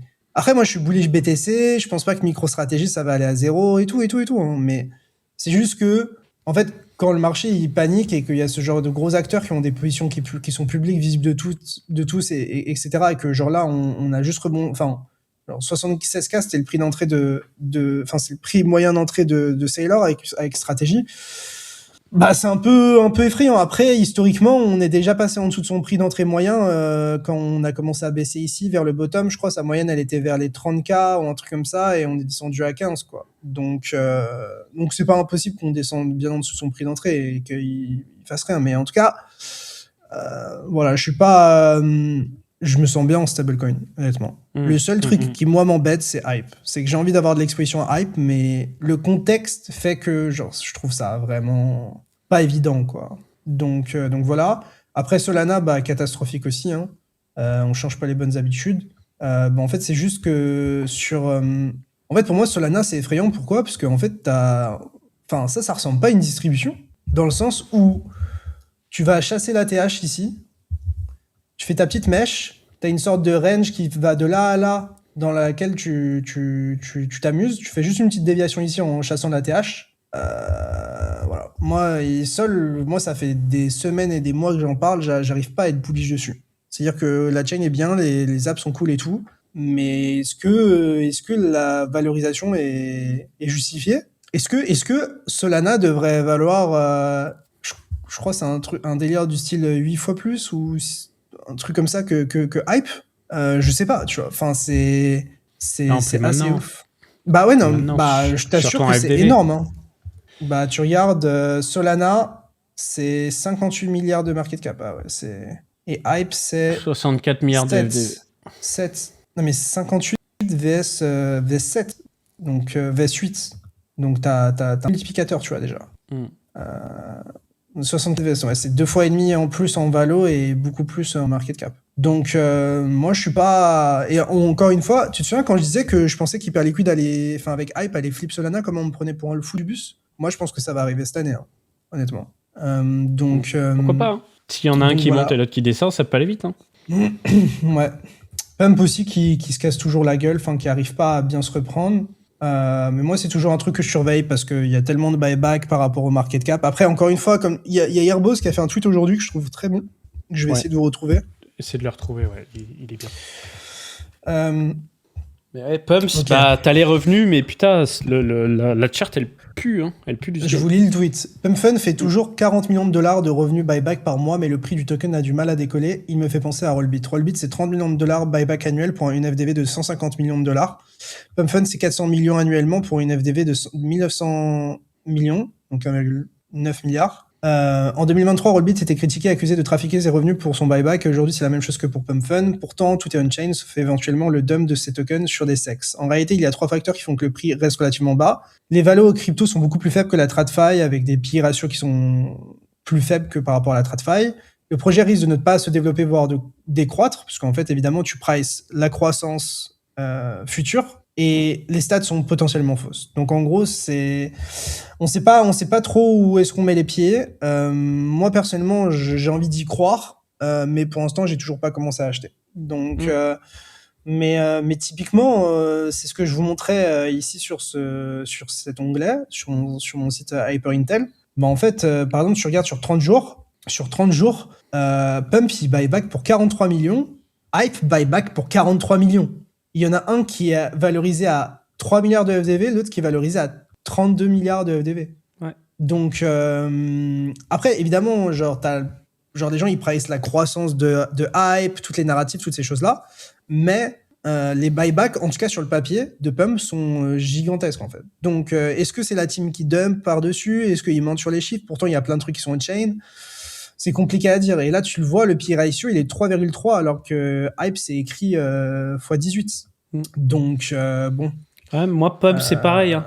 Pump, souvenez-vous, les gars, je vous avais dit, je suis sorti à 0,033. Je suis pas rentré à 0,018. On est remonté à 0,032, 33. Là, on est à 0,024. Et je trouve la charte, si tu veux remettre TradingView, la charte, elle est pas jolie sur Pump, non?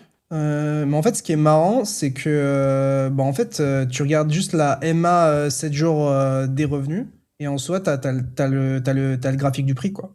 Donc ça montre à quel point c'est relativement lié. Juste là, ça suit pas autant. Mais avec mon outil, tu vois, c'est ça qui est plutôt utile, c'est que tu peux voir genre comment les revenus ils évoluent par rapport au prix, quoi, visuellement. Mais t'as pas de spike de revenus, c'est toujours 1M, 1M2, 0,9M. Ouais, c'est très... C'est bizarre, hein? Bah après, moi, j'avais récupéré les datas et maintenant, il y a plus que PumpFun. Il y a le truc de swap, il y a un autre truc, mais je sais pas. Après, tu peux peut-être ils investissent une partie de leur levée dans ça, je sais pas, honnêtement. Je sais pas. Donc voilà. Donc Parce Pump, que les données, tu les récupères d'où pour les revenus de leur page fizz.pumpfun. Voilà. Ouais. Parce que moi, sur Crypto Buyback, je les récupère de DeFi Llama et je sais même pas comment DeFi Llama eux-mêmes ils les récupèrent en vrai. En fait, c'est simple. DeFi Llama, c'est soit ils regardent les contrats on-chain, enfin les données on-chain, soit c'est PumpFun qui self-report. En gros. Parce qu'en fait, ce qu'il faut comprendre, c'est que DeFi Llama, c'est genre tu parles avec eux et ensuite, quand tu veux te faire intégrer, genre tu fais une PR, tu fais une pull request, c'est ça, je crois. Et en gros, tu pushes du code que eux ils vont regarder, qui est un adapteur qui lui va se connecter à ton protocole ou à des données on-chain pour derrière eux qui les prennent, quoi. Donc c'est une approche collaborative qui est très cool. Et enfin voilà, les transactions on-chain, elles sont là. Hein. Sur Solana, tu vois les buybacks on-chain. Hein. Donc je sais pas, mais en tout cas, je sais pas non plus. Peut-être que les gens, et surtout, n'arrivent pas à croire à PumpFun à horizon 1 ou 2 ans. Tu vois. Ça, c'est aussi quelque chose qui est pensable. Donc, mais c'est juste qu'il y a des projets qui sont bien plus valos que PumpFun et genre en market cap, je sais pas, genre tu prends Canton CC, Chainlink, il y a pas de buyback. Ouais, mais Canton CC, c'est un ovni. Stellar, c'est pareil. Genre, celui à 4,4 milliards, voilà, tu baisses et après, tu arrives sur PumpFun à 1,4, c'est ça? Attends, on voit pas la page, si jamais. Ah merde, Hop, voilà. PumpFun à 1,4, tu vois. Donc... T'as Sky aussi qui brasse, mine de rien. Oui, mais ça n'a rien à voir. C'est le jour et la nuit d'un point de vue revenu. Donc voilà. Donc, à prendre avec des pincettes. Lighter, voilà, moi je vous disais que... En fait, c'est simple. Lighter, il va suivre Hype, mais avec... en étant plus faible, en fait. En tout cas, c'était mon take, et pourtant même Hype s'est réveillé, et il a pas pump. Donc je pense que c'est de très mauvais augure pour eux. Et en fait, ils font juste pas assez de revenus. Je vais vous remontrer le site. Et vous avez le buyback compare pour Lit. Et en fait, le truc, c'est que, ils buyback pas mal, mais t'as surtout l'impression que les gens, ils ne pricent pas de croissance pour Lighter. Et je trouve que j'ai presque l'impression qu'ils buyback plus que leurs revenus. Faudrait que je vérifie. Okay. Mais voilà, donc en fait, genre l'annualized revenu, il est de 119 millions, mais là, sur 7 jours, t'es à 200K de moyenne. Bon, après, je peux regarder sur l'historique, il n'y a pas encore assez de données, tu vois. Mais Puis même, enfin bref, peut-être que je récupère mal la donnée, hein, peut-être que je regarde mal, mais voilà. Je fais une petite parenthèse, ça fait un moment. Je sais que le marché, il est pas top en ce moment et qu'on fait ça tous les dimanches ou tous les lundis. Mais merci d'être toujours aussi nombreux à suivre les émissions. Hein. Ça fait quoi? Ça fait 5 ans qu'on fait les émissions maintenant, 5 putains d'années qu'on les fait. Vous êtes toujours là, dans les bons moments et dans les moins bons. Et ça fait plaisir que vous soyez là, quoi. On apprend les uns les autres et on a encore beaucoup de choses à apprendre les uns des autres. Non, mais clairement, bah, c'est surtout que là, c'est une période qui est moins excitante pour la majorité des gens. En fait, il y a plein de gens qui ont juste arrêté la crypto, tu vois, c'est la réalité. Mais tu vois, de voir qu'il y a des gens qui sont intéressés, qui ont toujours envie d'apprendre, tu vois, moi, ça fait plaisir. Donc, évidemment, on est moins nombreux que quand le prix il va to the moon, etc. Mais je pense que ceux qui restent, ce sont qui ont le plus la dalle et qui. Voilà. Après, évidemment, les cryptos, c'est pas toujours la joie, quoi. Mais je pense que quand même, on a fait plutôt des 2025, même 2024, 2025, 2026. J'ai l'impression qu'on a quand même plutôt bien lu le marché. Enfin, entre les différents tops, les différents bottoms, les grosses narratives et tout, j'ai vraiment l'impression que ça va, c'était pas mal. Et à un moment, tu vois, on me prenait vraiment la tête en mode tu fais que parler de Hyperliquid et tout, mais j'ai l'impression que juste les faits me donnent raison là. Juste l'impression que c'était le meilleur call de tous les temps. Hein. Et là, on est un peu dans l'IA et on est arrivé tard hein, sur l'IA, hein, c'est clair, hein, mais là, c'est là que ça se passe, hein, de toute façon. C'est là que ça se passe. Donc ouais, mais je sais pas, moi en tout cas, je voyais qu'il y a des gens qui voulaient que je leur partage leur plan que j'ai sur Hype et tout. Là, je vais pas vous mentir, moi mon plan c'est d'attendre que ça aille plus bas. Après, est-ce qu'on ira plus bas? Je sais pas. Mais c'est juste que là, en fait, t'as une structure qui est grave volatile. Enfin, t'as une sorte de range d'oscillation de 25%, donc c'est compliqué de mettre de la size dans des variations qui sont aussi grosses. Et j'ai pas l'impression d'avoir des SL qui sont très clairs. Enfin, en plus, t'as tous ces lots ici qui s'enchaînent avec ici la liquidité qui a été prise. Donc, tu vois, je suis même pas en mode. On peut faire ça, ça m'étonnerait même pas. Je suis pas en train de dire que ça va le faire et je short pas pour autant. Hein. Mais c'est juste que je me sens pas safe d'acheter ici. Pour autant, j'ai acheté le bottom, hein, mais j'ai cut entre guillemets tôt pour un trade que j'aurais pu le garder longtemps. Pense, mais en même temps, avec BTC, il y a tellement d'incertitudes que moi, je préfère juste genre prendre mon bénéf et être en stablecoin et tranquille. Parce qu'en fait, juste en étant en stablecoin, je surperf le marché crypto, quoi. Parce que vu qu'il fait que baisser, ça me permet juste d'en acheter plus à la suite. C'est ça. Et à la fin, et d'acheter plus de BTC, quoi. Donc, moi, en fait, mon objectif, c'est de pas perdre de capital aussi. Parce que, tu vois, j'ai fait un cycle tellement de ouf perso que, en fait, moi, le risque, c'est presque de faire quelque chose, en fait. Bah oui. Mais moi, c'est ce qui m'a coûté le plus cher ces dernières années, c'est que je restais accroché, moi j'y crois. Et aussi bien sur le marché que dans la vraie vie, c'est que des fois, si c'est pas bon, c'est tout. C'est comme quand vous êtes dans un boulot, vous n'êtes pas heureux, vous vous dites oui, mais si je quitte le boulot, faut retrouver du boulot, et puis ça va être compliqué. Mais en fait, vous vous stressez dans ce boulot, donc des fois, il faut juste se parer en fait. Et dans les cryptos, c'est quand ils voient pas beau, ça fait quoi? Ça fait depuis octobre qu'on leur dit, octobre, novembre, qu'on leur dit franchement, ça pue des fesses quoi. Bah juste on a décaissé et en fait tu dors mieux déjà et tu te dis pas ouais mais ça continue de baisser, ah c'est horrible et tout, c'est désagréable hein. On a un média, on fait du Twitch etc, donc on voit les viewers baisser, on voit tout baisser, on voit que c'est plus compliqué pour les négociations commerciales, mais on n'est pas à notre premier bière et le truc c'est que bah d'un autre côté tu dis ça baisse mais moi je suis dehors donc après voilà. Mais en fait c'est surtout que ça baisse mais la TradFi ça monte. Genre le gold, il a fait x3, x4, c'est une dinguerie. T'as le silver, il a fait x je sais pas combien. T'as toutes les boîtes IA, ça a fait x je sais pas combien. Et en fait, le fait d'être en crypto et d'être que en crypto et de regarder que la crypto, ça te fait louper plein d'opportunités, tu vois. Enfin, c'est pour ça aussi que moi, je cherche de plus en plus à me diversifier et que c'est pour ça que j'ai une poche d'investissement en TradFi, tu vois. Après, je suis pas le meilleur du monde, etc. En TradFi, j'apprends des trucs. Enfin, c'est normal, c'est des nouveaux marchés pour moi. Enfin, en tout cas que je teste dans des conditions réelles, mais c'est juste que être que en crypto maintenant, je trouve que ça fait plus aucun sens. Parce que l'IA, c'est en train de tellement changer la société que, en fait, vu que t'as aucun moyen de t'exposer à la réussite de l'IA en crypto, bah en fait, si tu restes que en crypto, t'as l'impression que tu loupes la plus grande innovation technologique depuis des dizaines d'années limite. Enfin, complètement.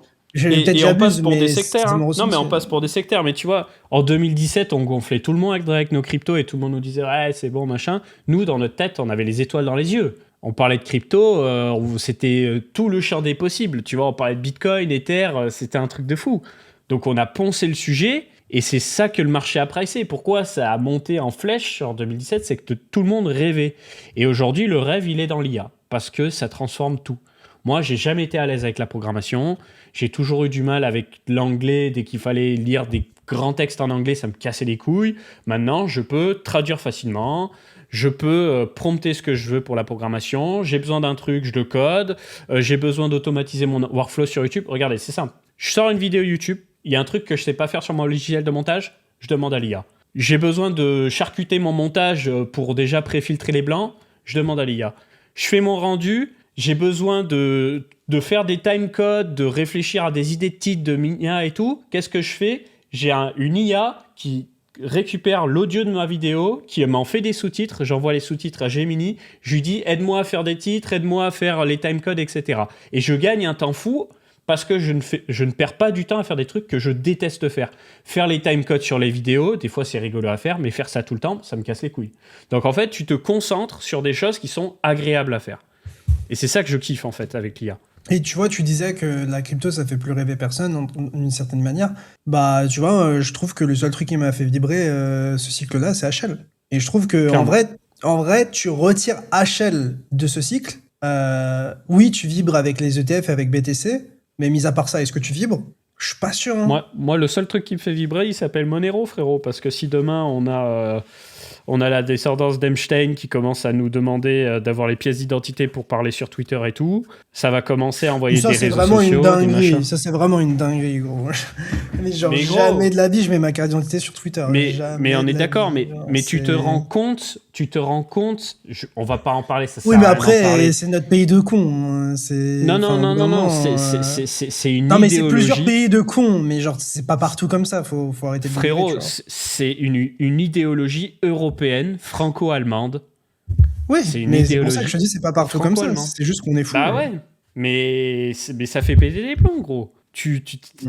On voit qu'ils nous prennent pour des abrutis finis. C'est un truc de fou. Tu vois, on est tous expatriés et on est dégoûtés parce qu'on a nos familles et tout. C'est un truc de fou. C'est une dinguerie. Genre, il y a tellement de trucs que tu peux faire genre sans carte d'identité, genre en France, mais genre, t'as besoin d'une carte d'identité pour aller sur Twitter. Genre, c'est... Ouais. Parce qu'il faudrait pas dire que Macron est trop nul. Non, mais c'est vraiment. Tu sais qu'au début, je me suis dit, bon, même si c'est pas le président du siècle, au moins il fera pas trop de mal, quoi. Bon, bah. Ouais. Mais lui, comme un autre, hein, c'est vraiment le non, casting. mais lui particulièrement, il a vraiment fait. Waouh. Le casting est absolument terrifiant. Ouais. Mais je sais même pas comment. Enfin, ouais, je sais pourquoi on n'a pas voté. Enfin, les gens ont pas voté pour lui. Enfin, ont voté pour lui une deuxième fois, du coup. Mais. Ouais. Ah bah 2027, j'y vois pas beau, hein, frérot. Hein. Franchement. Cryptomatrix est sur la liste. Eh putain, je suis mort. mais ouais. Non, mais c'est. En fait.